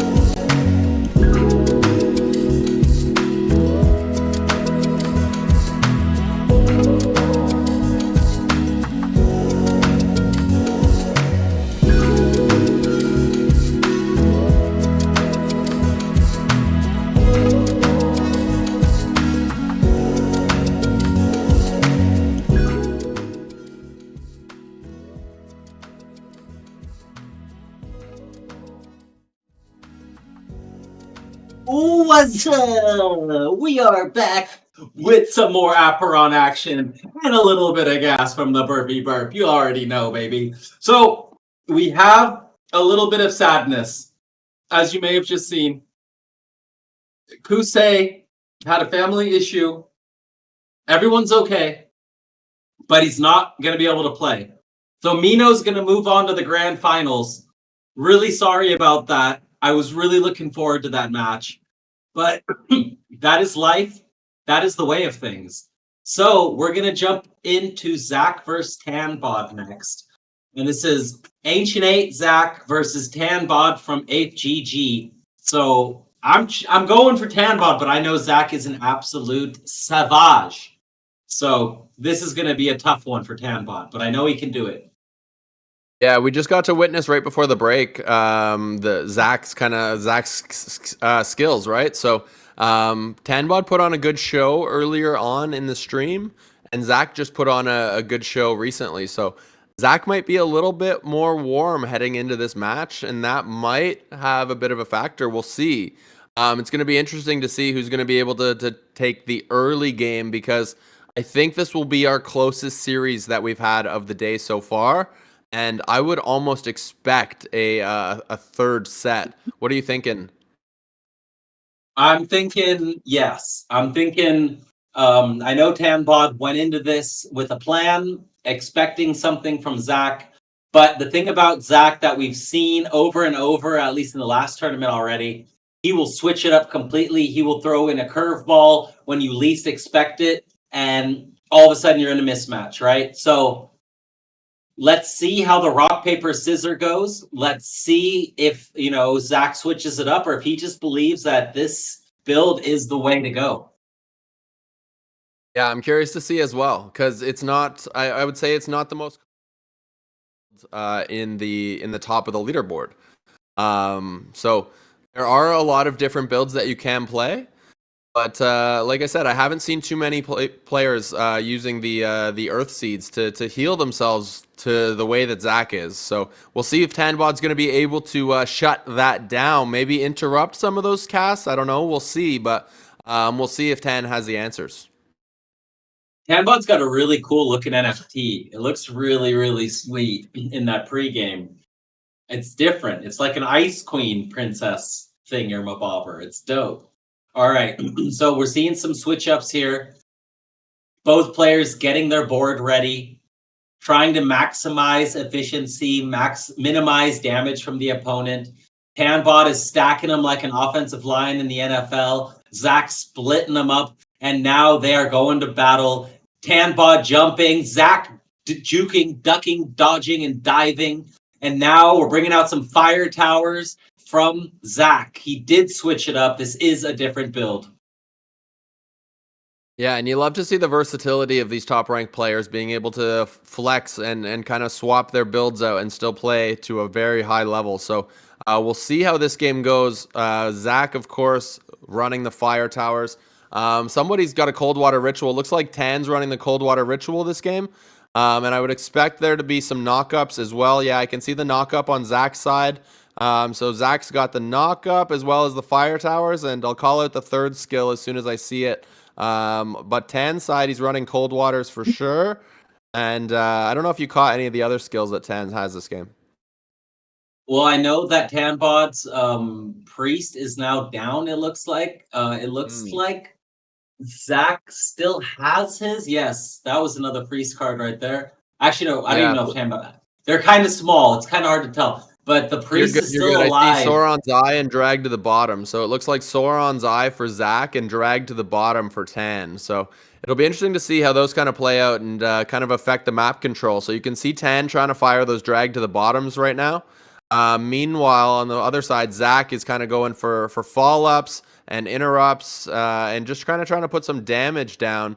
So far, not really effective, though. Both players kind of sustaining and staying near full HP. Yeah, both. But, and Zach's about to lose 2 of his apostles, so it's looking like we might even have just a nice little 3v3 going on at the end. Another fire tower coming out from Zach, doing big damage to that Guardian. Oh, the cancel! That was interesting. Zach got canceled by the wave. Yeah, it's gonna be awesome to see the fireworks as we get down to the end of this matchup. See who's gonna be able to control the final circle. Is it gonna be fire towers or is it gonna be dragged to the bottom? Of course, there is cold water rituals and Sauron's eye with knockups mixed in as well. So here we go, ladies and gents. You can see the spam coming. Dragged to the bottoms all over right now. Oh, that spell is so it just like I feel like it's so invasive. It just like it really does limit your ability to move around the map. You can see fire towers across the middle right now, and the circle is about to get smaller in just 5 seconds. Second set of fire towers, Sauron's eye. Oh my goodness. Looks like it's gonna go to Zach. Looks like Tan's just not gonna be able to survive. He can't. Zach, just too many casts, too many towers, and too much damage. I don't even know. I don't know how Tanbot is supposed to win that. Like, it's so hard to cancel the towers, and he already had waves all over the place. I think Tanbot went for a long wave instead of the short waves, and I feel like that might have been a misplay. I feel like the short waves make it a lot more hectic for the other player, but I don't have that much experience against the waves, to be fair. Yeah, and all right, we're going into game 2. And a couple patches ago, they did make some adjustments to the waves to make it so that they aren't as invasive as they once were. There was a time where I think it was probably the most invasive spell, but those days I think are behind us. So here we go, ladies and gents. Game number 2 of this first set of our semifinals here. We got Zach taking on Tan. What's it going to be? Is there going to be a different outcome here in game number 2? Tanbot with a nice start there, getting a lot of damage right off the bat, using the waves, getting a double wave, really doing the tingy, trying to keep his Zach's trying to keep his priest alive, and does get off a nice big heal there, almost invincible coming out as well. So Zach getting a lot of value for his priest before Tanbot's going to be able to kill it. Yeah, Tan went in early. Looks like Tan might be trying to play this match a little bit more aggressive than the last one, but wasn't able to kind of capitalize because, like you said, good priest value there on the opposite side. So very good job to kind of heal up that damage that Tan threw out on Zach's side. But both players dancing around, attacking the apostles, and here comes the next fire tower. And Tanbot's got double card shark. That is kind of a problem. That just means he can have as many fire towers as he chooses, over and over and over again. Here comes another fire tower, and then there's another card shark. That means he has another fire tower. That is a problem, and that's how he's setting up so cleanly for the late game. Yeah, just kind of stacking his hand up when he needs it, but kind of just spamming the fire towers with the ability of Card Shark. Very good combination there that we're seeing from Zach. At this point in the match, Tan doing a good job to kind of stay high HP and dish out damage to Zach. Zach down to about half HP at this point in the game. You see Zach dishes out the Sauron's eye. It's going to go try to chase down Tan, but Tan's still chilling, full HP. Welcome to the slam for 1249. Big damage as that circle starts to shrink. Now Tan is trying to switch up his gameplay, and he's just trying to cancel. He doesn't get the cancel, but he's getting in a lot of auto attacks, and he's just picking away one attack at a time, trying to not get cornered by any crazy towers. And so far, Tanbot doing really good in this match. I wish I saw his elixir, his mana right now, but he puts up the sideways wave, and with multiple apostles on Zach. Zach's in trouble right here. This is a tough situation, and Tanbot is adjusting. He's pushing Zach to his limit. Zach's getting really low. He's still fighting, though. He's putting up a fight, but no! Jeez. Tanbot takes the match, and we're going to our first rubber match here in a while. Great play there by Tanbot to be able to just continue to keep the pressure on Zach. It looked like he was trying to push for the kill about 20 seconds, maybe 30 seconds before he was able to actually finish it off. I was surprised that Zach was able to get enough healing and sustain off to survive as long as he did. I expected him to go down a bit earlier, but Tan still clutches that game. And like you said, yeah, we're going to winner take all or winner takes the set at least. I shouldn't say winner take all because we will have more sets after this, but the first set will go to whoever wins this matchup. So Fire Tower's coming out early, dishing out damage to And those apostles. You see the drag to the make sure bottom to coming down vote as in the well. chat. Make sure to vote in the chat on who's going to be winning this. There might be prizes for people who vote. You never know. And both players, all right, here we go. Both players have one game. Fire Tower's coming out yet again. Is Zach going to be able to bring it back? Or is Tanbot going to be able to body him again? That is the question here in set number 1. Stuns coming down everywhere. Both players putting down the pain, the stunnage, the runnage. Oh boy, here we go. He's going to go with more Fire Towers. It's like over and over and over. Both players are down one apostle. OGK, how are you feeling about this? Who's going to take this one? Oh man, honestly, like this combination of the card shark and the fire tower spam is it's a lot to overcome. It's hard to go against that right now, but honestly, Tan's doing a good job of just staying alive. I don't want to caster curse either one of these players, so I will just commend them both on an excellent set so far. And yeah, we'll see who comes out on top, but those fire towers are so invasive, and they just keep spamming them. Look at, he has 2 more in hand, tailwind dash as well. Tries to interrupt the drag to the bottom, but it gets casted anyways. So that was actually clutch by Tan to get that off. But this game, Zach in a much better position than he was last game. He's up on HP. There's no more apostle diff. He's just kind of like chilling, 1v1ing. There is a cold water on the field for Tanbod, but it's not going to be that much healing. Eyeballs coming, fire towers are coming, and Tanbod is under a lot of pressure right now. Does get off another cold water. That was big. Yeah, and Zach's just not letting up at this point. Just continues to keep the pressure on. The drag to the bottom does land, so it gets Tan a little bit of space. Gets Tan kind of a little bit back into this matchup. He's still down by a ton on HP. He's just trying to survive. You can see he's got about maybe 15% HP left. Fires off another drag to the bottom. Gets the knock up in the interrupt. Is it going to be enough? No, it's not going to be enough. And Tan goes down. Zach taking the first set here of our semifinals. Of course, this is still a best of 3. Oh, wow. We're in for a treat in this series. Wow. Dum Roy, as they say in Vietnam. Dum Roy. We are in for a treat. Damn, Zach coming back, changing it up, and, hitting him with the counterattack. What can I say? I don't know why things are coming out in rhymes today. It's just, I don't know, bro. Hey, sometimes that's just the way it goes. We got a message in chat from Young Hoshi. Says, FC5 doesn't lose. Chief was saying, there might be some potential of that casting time getting adjusted in the future. Personally, I would like to see it. But I'm sure those players that use it probably don't want to see that. I know as an EC5 player, the new changes that I've seen, I'm like, oh, it hurts. It hurts. I need to push leaderboard now. And then we'll make some adjustments later. But hopefully those Fire Tower players have to deal with that in the future. But for this event, you're right. Fire Towers are strong.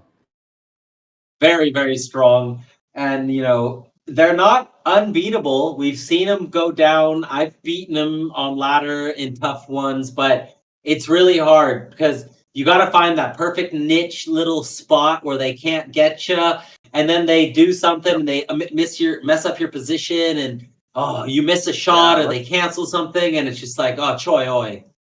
Yeah, let's talk about it a little bit because if that is the strongest thing, it's always fun to try to find a way to take down what's the strongest. So personally, I don't know what Chad thinks, but I think that you got to take down Fire Tower players by playing extremely aggressively in the early game, because if they're able to make it to the late game, those Fire Towers just take up too much map. So you need to kind of capitalize while you have a lot of the map to use. So basically trying to throw early damage and try to take out your opponent before you get to that late game. That's my personal thoughts, but I'm curious to hear what you think. As we get into the match, maybe we pause and we can chat about it after. It's hard. It's just hard, especially because look at this again, right off the bat with double card shark in hand. It's just like fire, Card Shark Fire, Card Shark. So it's tough. Zach has a really nice setup here. Good Apostles, nice starting hand. But we've seen Tanbot do it before. Can he do it again? Is he able to bring it back down 1-0? Zach is the defending champ in Aperon tournaments. So if he wins this one too, that, he's starting a legacy. Yeah, and you could see currently rank 18 on ladder, which is comfortably into the top positioning as well, because the top positioning for ladder is 1 to 50. So Zach currently showing one of the top players in the game, demonstrating with different builds as well. As you can see, 8 of those fire towers on the field right now. That's so much damage. Looks like Tan trying to get a little bit of healing with those cold waters, but you could see the fire tower damage is just too much, kind of overpowering the cold water in a sense. And these players going at it right now. You could see knockups coming out. Drag to the bottom gets canceled. Saurons.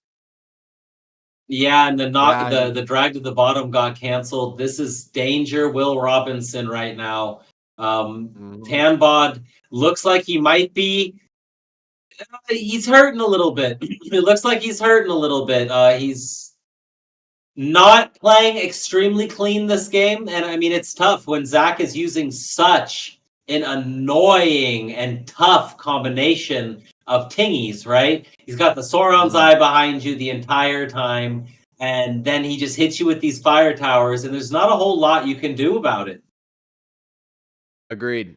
And we're at the point in the match where there really isn't much or many safe places on the map. So even if 10 was able to survive a bit longer there, you could see in hand there's Look 4 at the hand. sets of fire towers. Yeah, exactly. With a tiny, and the circle only getting smaller. So that's why I was saying in the early, like before the game started, if you're gonna beat fire towers, I think you got to go super aggressive and just kind of focus all your damage, because if it gets to the late game, I think it's going to be extremely hard, even for someone who's running a sustain, kind of like a cold water or something like that, like Tan is, but it's just not enough. So we'll see if Tan's going to be able to make adjustments here and take the second game here, but right now.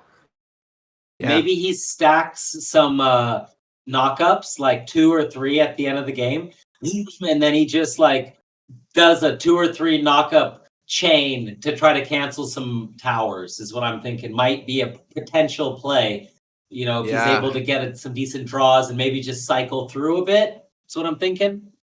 Yeah. Well, that's exactly why I was chatting about the casting time, because right now it's like such a hard spell to interrupt and stop from casting. The cast time on it is like, you got to predict it. Yeah, it's purely you got to just have the gut feeling.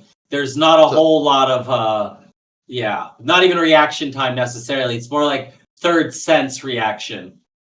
Yeah, exactly. But 10 doing a good job in this match so far. I think he has an edge in Apostles, which is definitely good at this point. You can see his Apostles kind of just chasing down Zach at this moment. And really, there's a Rogue and there's a Warrior left on Zach's side, and they're both pretty damaged at this point in the game. So 10 doing a good job of playing this aggressively. We'll see if he's going to be able to capitalize, because like I said, I think this is the way that you can beat the fire towers. You kind of just got to keep the pressure on and don't stop, because the later the game goes, I think more advantage towards fire towers. So Zach down to about half HP at this point. Tan diving on him. Tan is doing this right now. Well, so he is. With he's playing this one very well. There's the interrupt and the knockup. There you go. Good job. There's a Sauron's Eye chasing down Tan. There's 2 of them right now. Welcome to the slam, doing some big damage. Looks like tossing away Tailwind. Welcome to the slam from Tan, going ham, and Zach down to 1 shot. Tan does know how to win it. He just has to be able to do it many more times. This isn't over yet, though, ladies and gentlemen. Even though Tanbot has a good position, now it's over. There it goes. Yeah, but so Zach gets a really big shield off of his Tailwind dash. So whenever he plays that, he does get a pretty substantial shield, and he has a decent amount of just kind of passive healing as well. So while that shield is up, he does manage to get some healing off, but extremely well played. That was Tanbod's best game so far in this entire match. So very well done there. Tan gets the game, and we'll see who can take this third game. This is the second set in a row that is going to game number 3, ladies and gents. An early game again going to Tan. So I think Tan has made a conscious adjustment to play more aggressive, and at this point, it seems to be working. Hey, Zach down a little bit of health. Tan getting off all of his moves, feeling good about himself so far. Zach, is gonna be in a good position at the end of the game because his build is very, very strong. And he's just such a freaking good player. But I think also Tanbot doing the cold waters right on top of these fire towers every single time is kind of mitigating the damage just a little bit. Oh, but with 2 more fire towers coming, oh, ouch. And now again, Tanbot, still has 4 apostles on the field, doing a good job keeping him alive, jumping him out as much as he can away from these towers, and just getting that maximum value, keeping the autos going on Zach as much as he can. Does not get a cancel, does Zach, onto the wave, and the drag down is doing huge damage. Yeah, they're just kind of going at it right now. Both players are not really saving any mana at this point in the matchup. They're just kind of going all in with their skills. You could see there was a bunch of drag to the bottoms there. There's a knock-up, lands by Tan. Half HP for Zach. You see Apostles going down. Look, Zach looking to cast a couple more fire towers. Does get the cast off. Like I said, that's just so hard to interrupt. But drag to the bottom, of course, causing problems at this moment. There's only 1 Apostle left on each side. Circle starting to get smaller as well. At this point, advantage Tan still. We'll see if Zach's going to be able to come back, or is Tan going to be able to finish this off. Here we go, Chief. It is very, very close, and Tan gets away from Sauron's eye, does not get stunned, gets off his drag to the bottom. He's trying to hide behind it, but Sauron's eye does not care about waves. Sauron's eye goes right through it. So here comes the fire. Oh boy. Oh boy. Is Tan stuck? He's kind of stuck in there. Oh, yeah. Fire towers are smelting him just a bit. But he does have cold water up. This isn't over. He's getting his cold waters up. He just needs to get away. The cold waters are up. He's trying to survive, but I think he can't. Oh my goodness, Zach. Oh, Zach is so clutch. He gave his best effort to try to take down those towers. But yeah, he couldn't take down the towers, to be honest. Like I said, once it gets to the final circle, I think those, even with cold water, which I think was or is one of the best spells for that late game, towers just overpowers it right now. Zach just played it too well too. His positioning, you see sometimes not that top caliber of player, they place the towers in a way that you can hide somewhere. And maybe Tan should have gone into the red zone instead of taking those 2 lasers, potentially. I don't know the math on that. But yeah, Zach is goated. Zach is a beast. So well 100%. Done, Zach. Earned that. He earned that for sure. And Tanbot, well played, man. 100%. I was just going to say the exact same thing. Like, as well as Zach played, and we're going to get to see Zach here in the finals against Mino coming up in just a sec.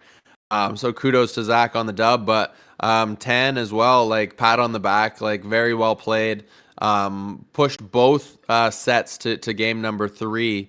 And like you mentioned earlier, Chief, like Zach took the last tournament down as well. So Zach currently on top right now, in my opinion, in Aperon.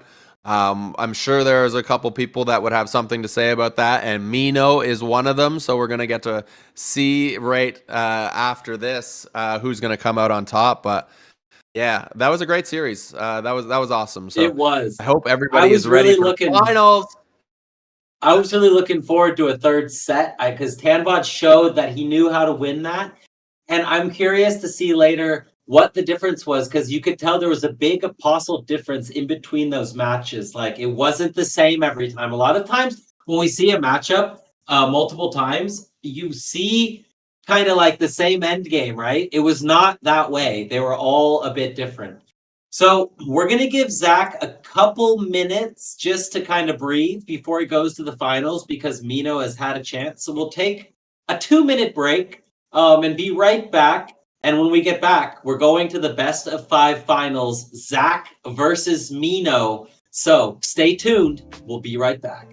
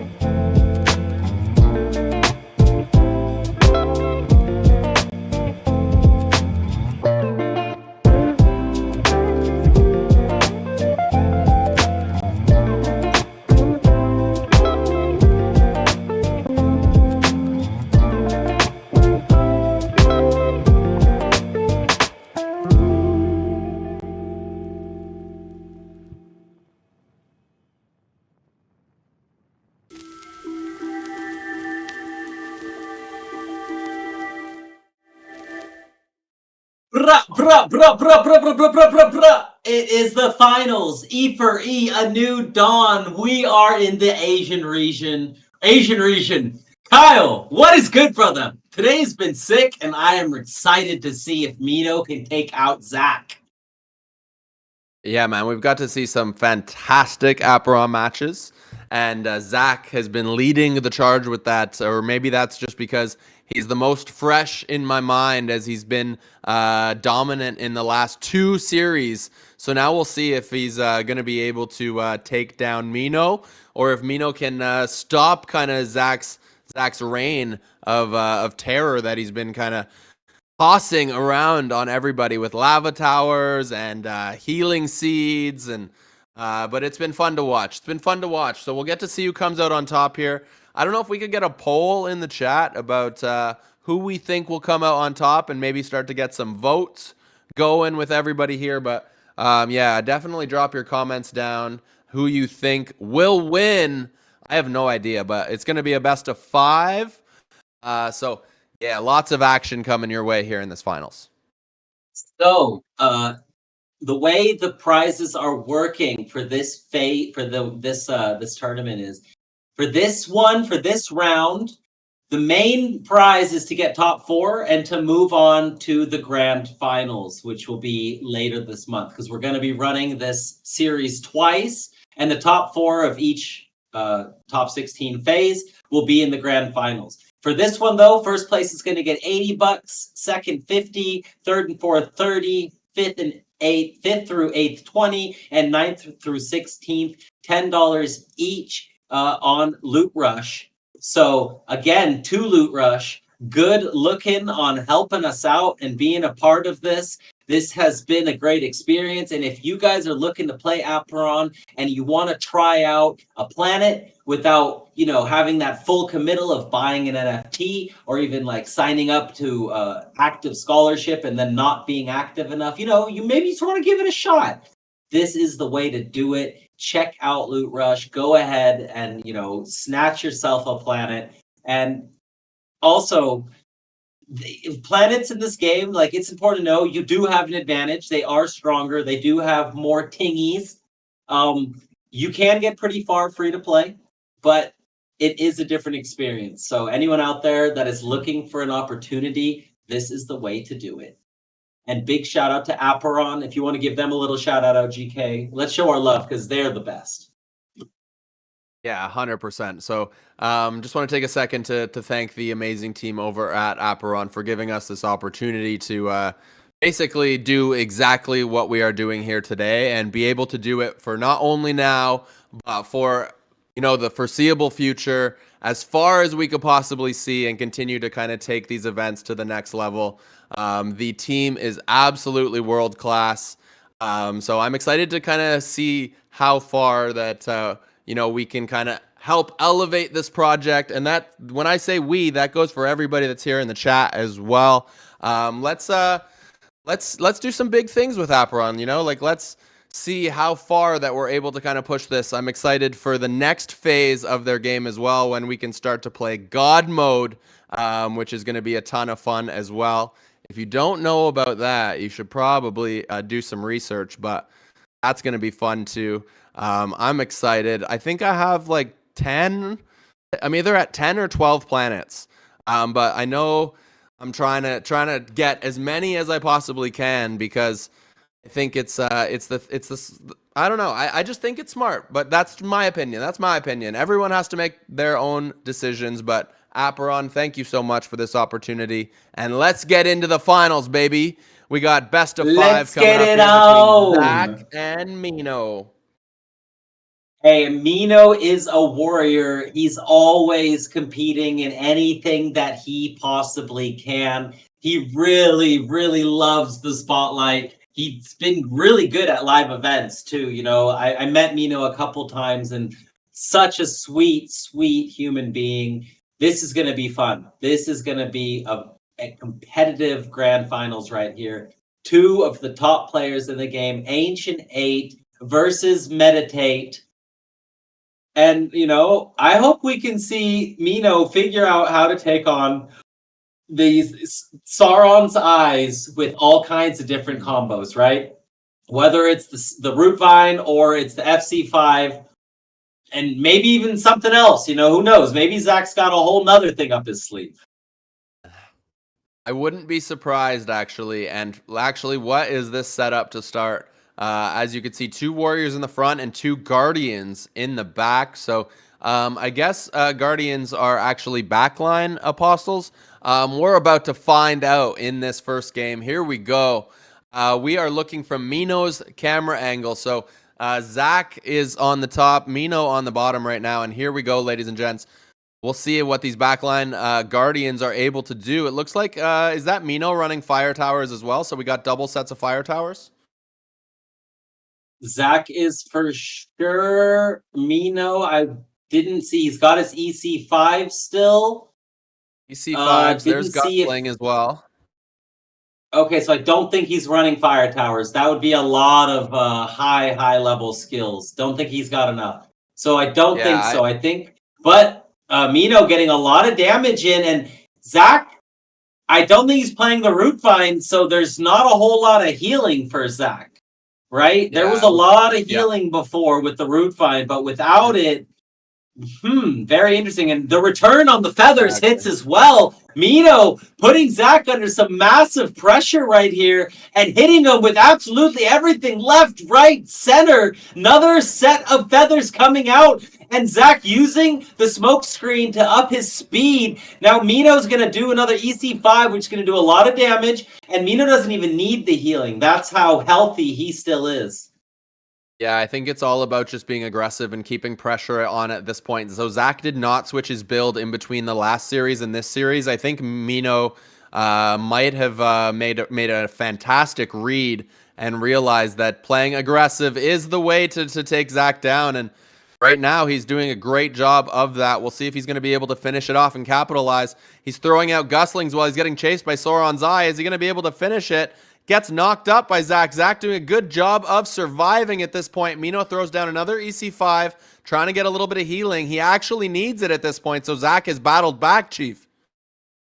He has battled back, and now Mino trying to hit him with his feathers, not getting lucky there. Zach uses one dash to juke both of them, and there's still 3 apostles on the field. That's a bit annoying for Mino, but he does get a lot of healing from it, so he doesn't hate it. He doesn't hate it, but Zach is just putting in the damage. That is a good feather smack right there. And now Mino, trying to keep his distance, does not get the return. Zach sitting in the red, and oh, Mino's going for the cancel, but as we know, it's very difficult. Oh no, and he gets stuck in the towers. Zach wins by the hair on his chinny chin. That was really freaking close.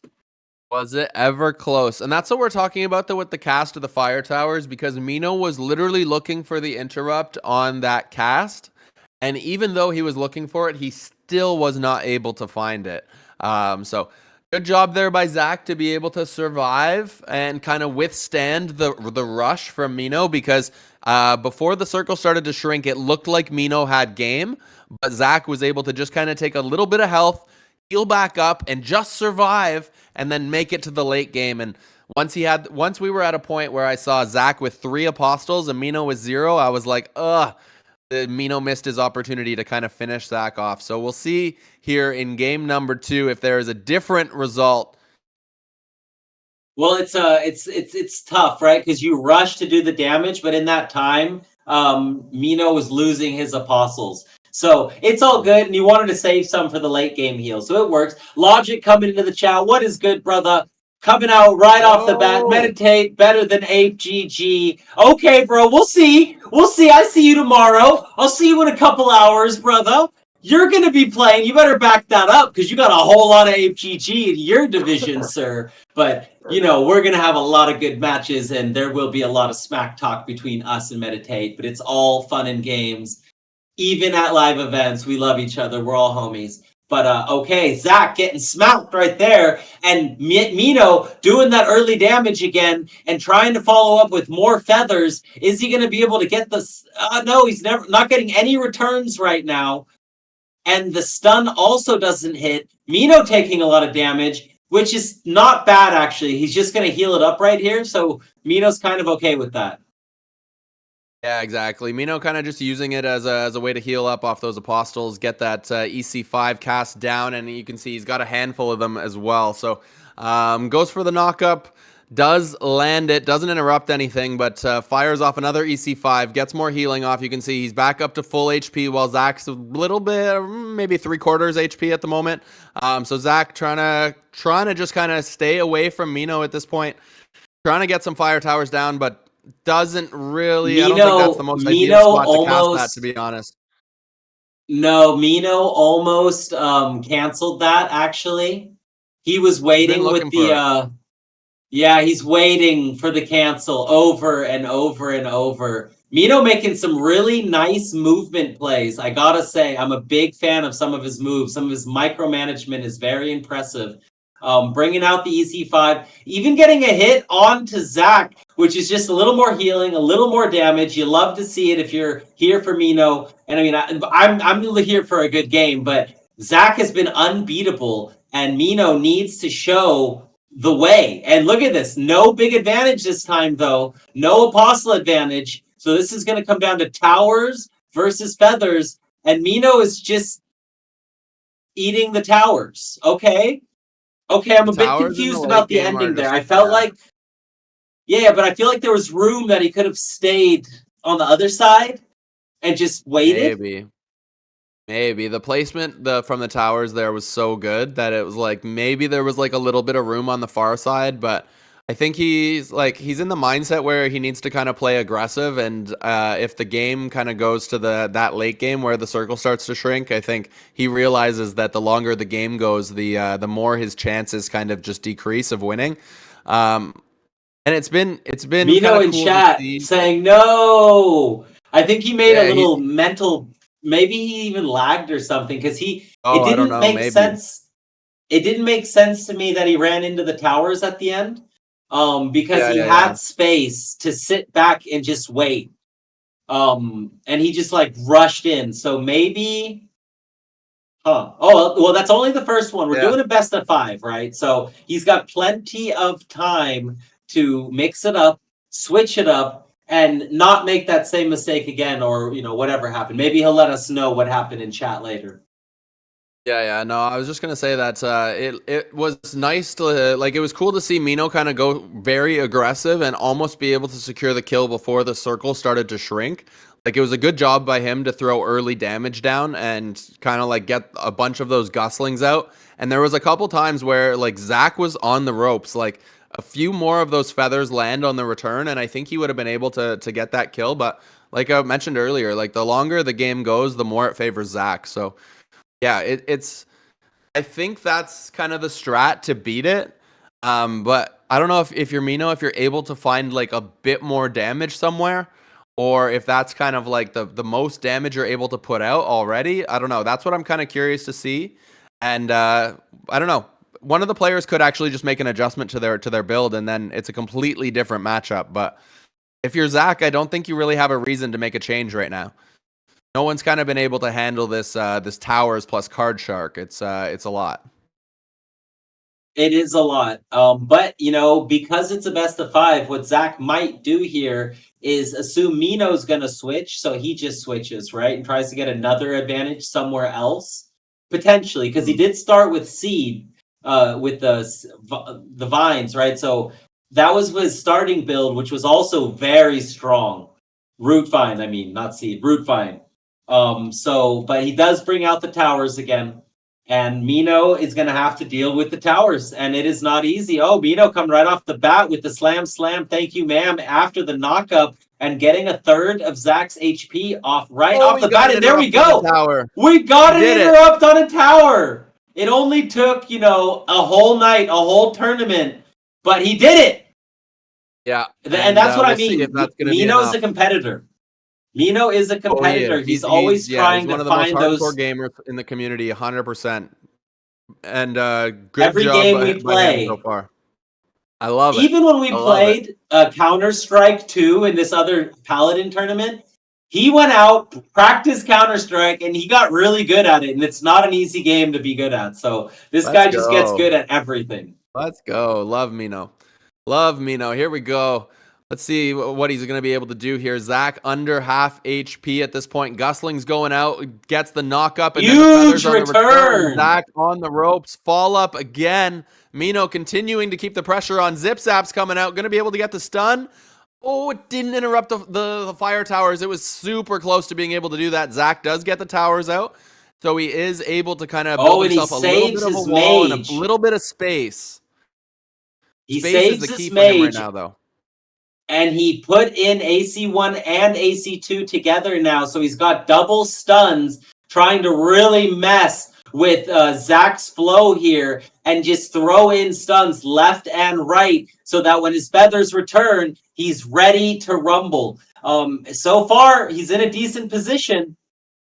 Yeah, that's a nasty combo, to be honest. I run it as well, and it's nice to have that many kind of stuns and knockups for not a ton, not super high on the skill tree, right? That's AC1 and AC2, and you could see Mino kind of just going in with them right now, and then he's got the Gusling as well for the big damage to cap it off after the stun or the knockup. And Is it he's going to be enough? timing He just it. needs to hit the return feather. If he hits the return feather, he's got it. Oh, what a big dash there by Zach to get out of the way. Zach just barely surviving at this point. Mino going in for the stuns. Is he going to be able to get it? And Zach does it again. So close.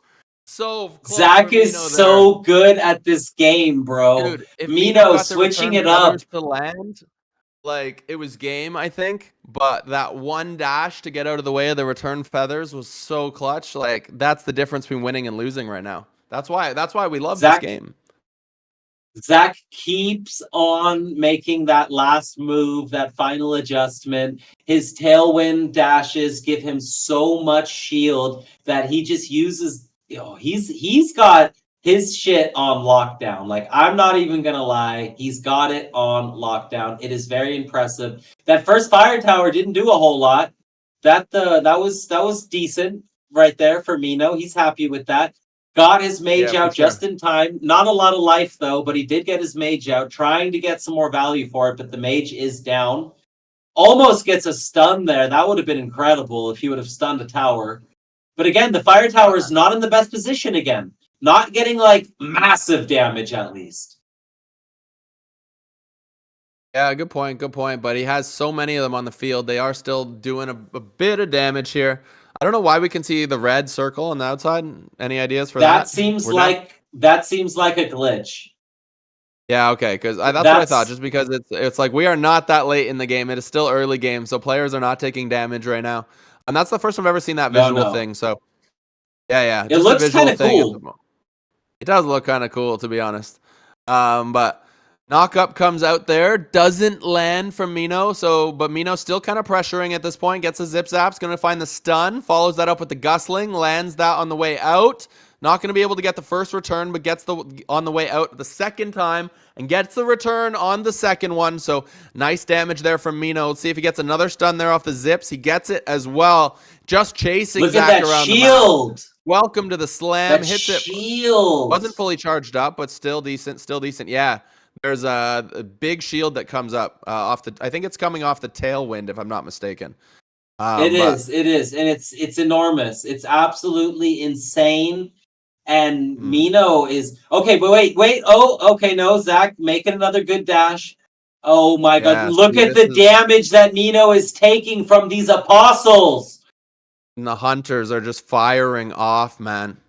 Yeah, that's see, like there's like a certain like break point in the match where it's like either Mino has to get the kill by this point, or Zach outsustains and still has apostles left, and then he's able to like outsustain and then kind of slowly start to battle back. He like gets a bit stronger, gains a bit more health, starts to gain mana seemingly a bit quicker.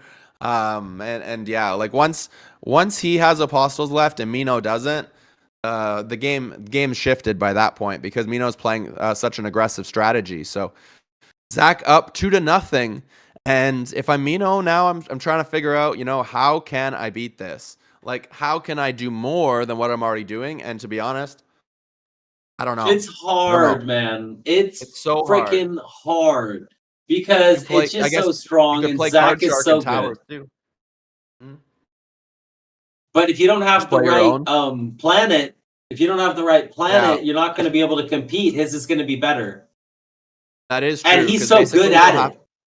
Yeah, that's a good point. Yeah, and like you commented on earlier, the placement of those fire towers has been so good, but you're right. Unless it's a birth skill of the planet or you're extremely high in fire points, you're really not going to be able to get to those fire towers. So, yeah, it'll be interesting. And then, of course, the other pieces, you got to have the rogue that has Card Shark on it too, so that you could spam the And second set of those well, towers. I'm sure So Mino has that, but I mean, you got to think like that's more common FC5, for right? sure. So it's pretty high up in the tree, like you said. So if it's not a birth skill, you need a lot of fire points. And fire points are not really the points that you want.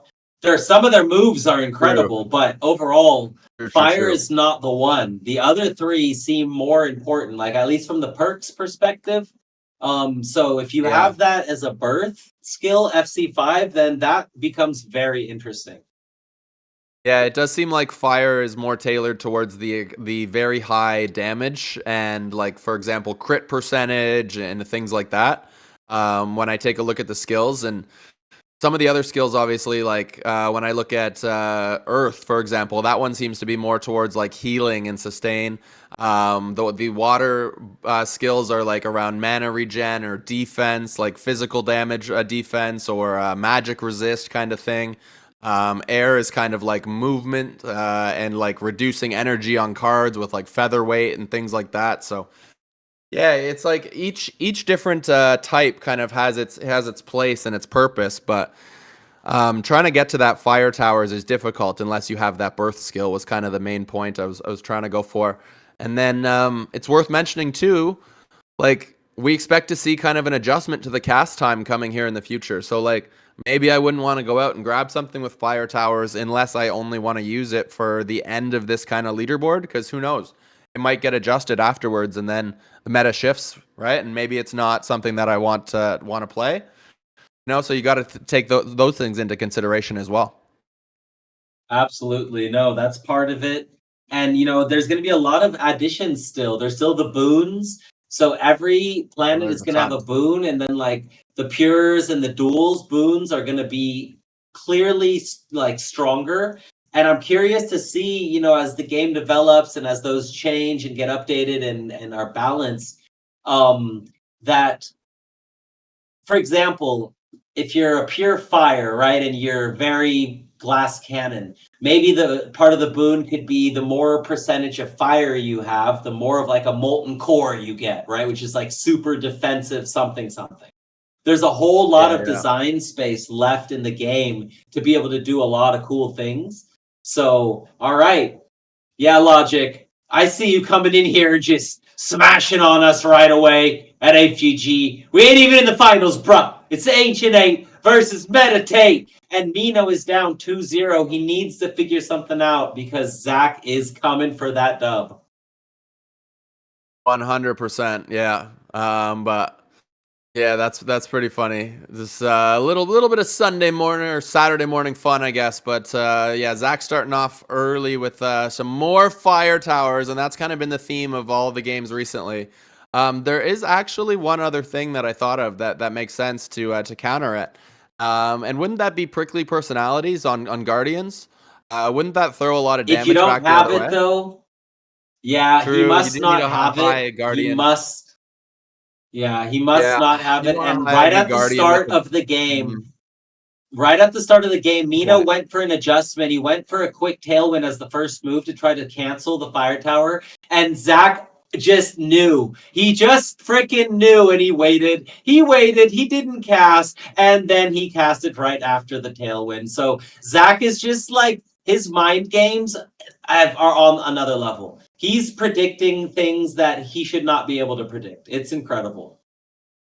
He has been putting on quite a show so far today, but we'll see if Mino's going to be able to do anything about it. You can see Mino casting those EC5s, being able to keep himself full HP, and he has the Guslings in hand as well, so he's going to be able to throw out some damage to Zach. As you can see, they both just kind of basic attacking each other back and forth.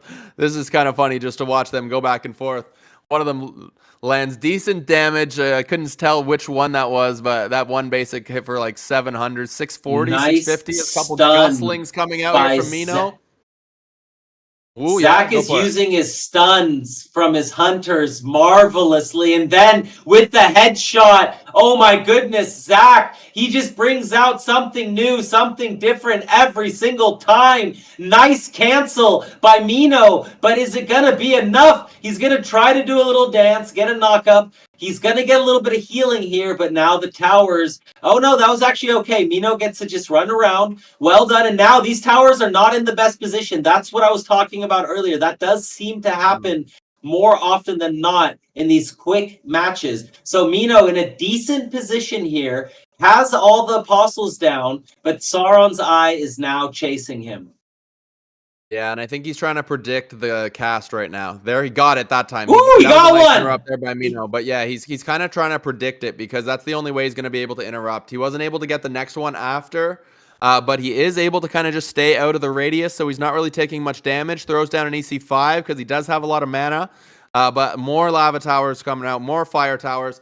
Mino lands the Gusling. Is it going to be enough? It's not going to be enough. And once again, fire towers reigning supreme. And like I said, once the circle gets smaller, it's just too hard to avoid. Okay, yeah. But he keeps trying to move in with the gust wind into tower range. It's hard because you have to use the gust wing unbound, and you kind of got to get close to him, right? You got to get that full damage. So yeah, Mino's trying to do the tightrope dance and stay at that max range of the lasers. And he's not quite being able to do it. He's not quite. He keeps walking into it just a little bit too much.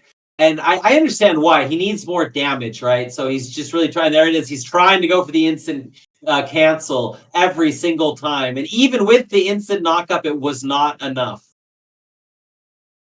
Yeah, definitely not. And there you see the EC5 coming out from Mino. It's chunking down some of Zach's apostles right now. Zach still has those two hunters in the backline, though. Look for those to be kind of where Zach finds a lot of his damage. But Mino, of course, going aggressive at this point, trying to put the early pressure on Zach. He got two cancels. He got two cancels. And he landed the welcome to the slam on fire towers. He's just continuing and to your to go with the question earlier. here. Yeah, your question earlier about Prickly. He is using Prickly, but Zach is countering it with his dashes and his shields. So that's thank you, Rollo, for telling us that. Good call. But Yeah, great okay, call out. Mino's got Zach on the back foot for the first time, and it even looks like, Mino's Apostles are doing decently well. It looks more even, so Mino's done something here. Now he needs to bring this home. This is his match to win. He needs to win this one.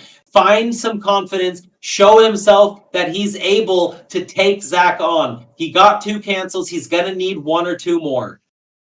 Yeah, and like I was talking about earlier, this is kind of that break point in the match where Mino needs to capitalize.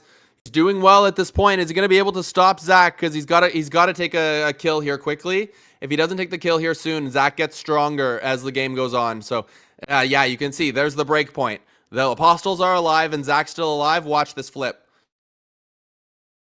All right, he's I've going to just seen need it to use flip some like 3 times Desecrated, in a but I row. So don't that's the think only he's going reason to be why I said able watch to. this flip. Like I mean, Mino's a fantastic player, but each time it's gotten to this situation, Zach has been able to clutch. Is Mino Hold going to up, be able bro. to It's change not the over narrative this time? yet. It's close. It's real close. Oh, Mino that's needs to land the done. gusling. Oh, Goes for the knockup, oh, and it's not enough. the There it is. The hunters. Hunters The throwing out the big hunters. damage, bro. Like I said, Oh, there's and that he break didn't point even where he has the try. Apostles alive and Mino doesn't, and then it just flips right there. But it looks like Mino just has to land like one more gusling. It's like so close, and he just can't do it. And Zach takes it 3-0, sweeps it. Ancient 8 takes the W on today's event. Congratulations to Zach. Damn, bro, What a that was a good savage. showing. Dude, that was What an crazy because absolute yeah. savage. Wow. Zach coming out, didn't drop a set any part of the tournament, barely dropping any games.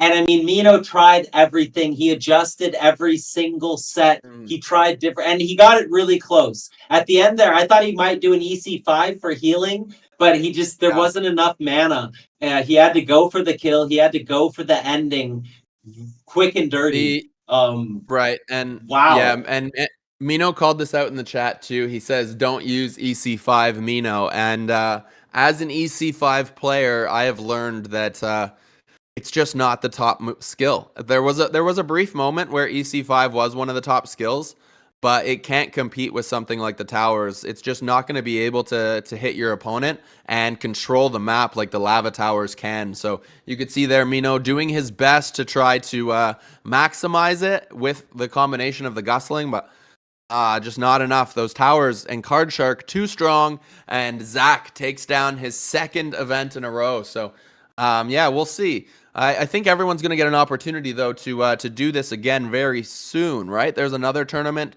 coming up soon, right, right, Chief? Yes, sir.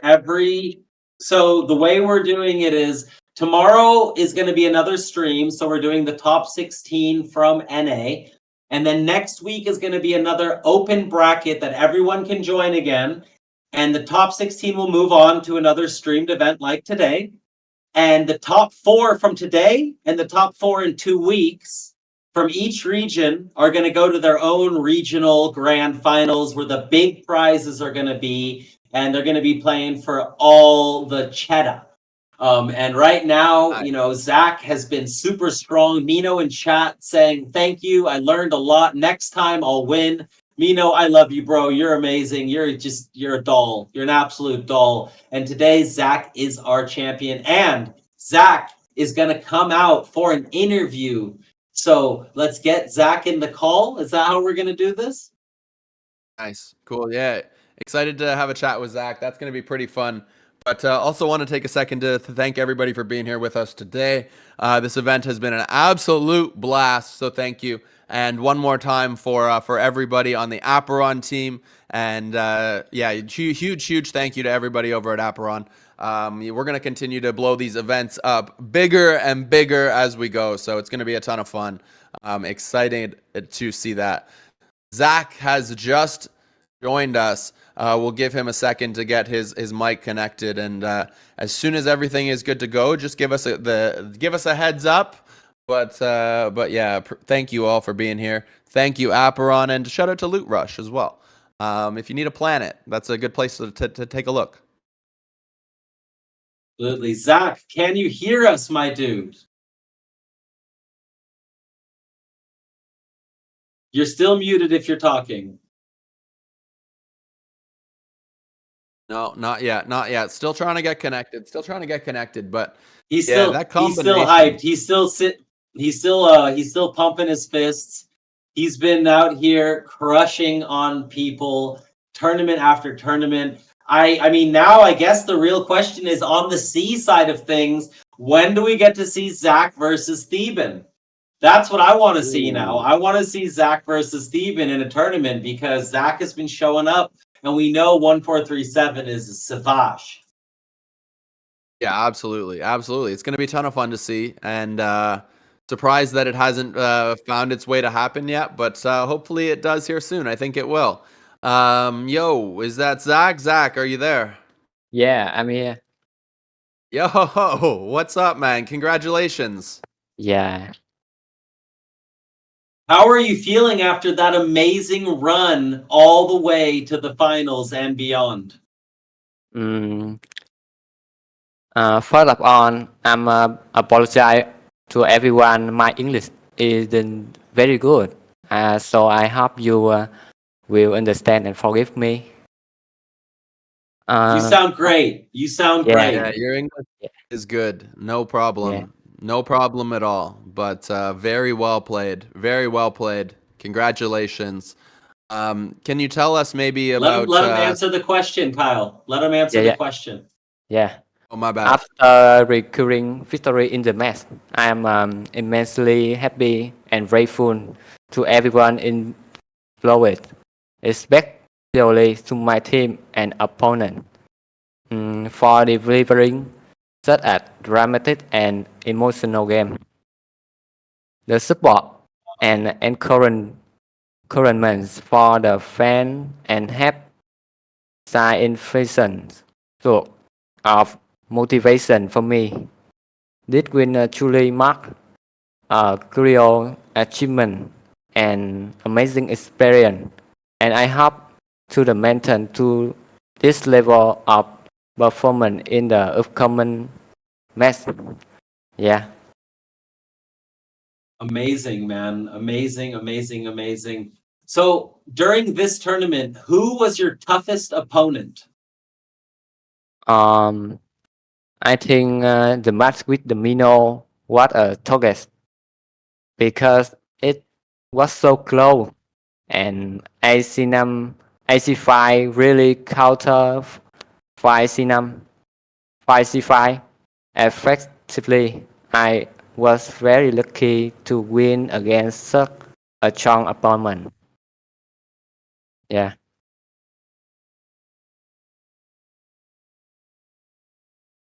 It and OGK, next question. yeah. Yeah, man. Curious to know actually how you decided on the two builds that you were gonna play, because we saw you play two different builds in the tournament. So, were you doing testing, or how did you decide what you were gonna play? Um, I look forward to competing with any opponent in the upcoming match.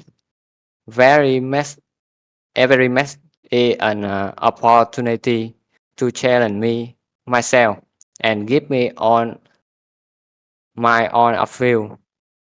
I believe that any opponent will get excited and enjoy the game. That's Yeah, that's the that's the beauty of this game, right? Always competitive, always exciting. And yeah. our last question, Zach, how do you beat FC5? Um, Maybe I can dash good and seal at the moment, correct a moment. The seal and For the dash. for the cancel, you mean? Um, To cancel the FC5? AC5 hay là AC5. Can you state it? Yeah, FC5. FC5. I mean, I think FC5 is a very um,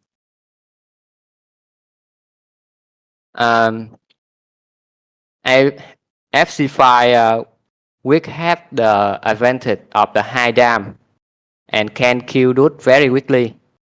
But the drawback is very fragile and can die easy if not well positioned.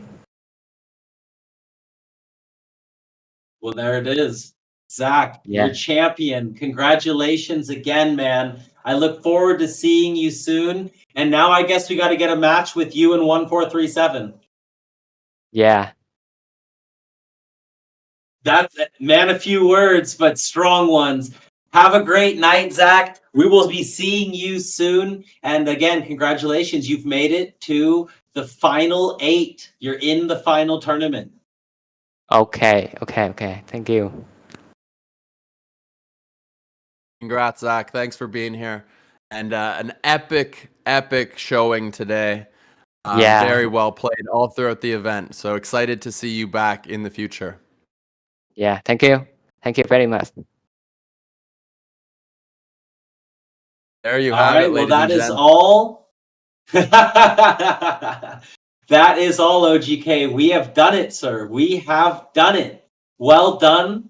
Thank you for getting up early and, hanging out with me through this amazing event. For everyone out there, we're going to be back in how many hours time is that? Like 3.5 plus 8, 11.5 hours. We're going to be back doing this again. So if you want to see some more Apron action, this is the place to be. Stay tuned. Make sure to follow OGK. If you have any last words, let the people know. Just want one more time say thank you to the entire community for being here with us today. Hopefully you have enjoyed this event, and like Chief said, we will have more Apron action coming for you soon. So have an amazing day or an amazing evening wherever you are in the world, and we will see you again soon. Bye-bye. Later.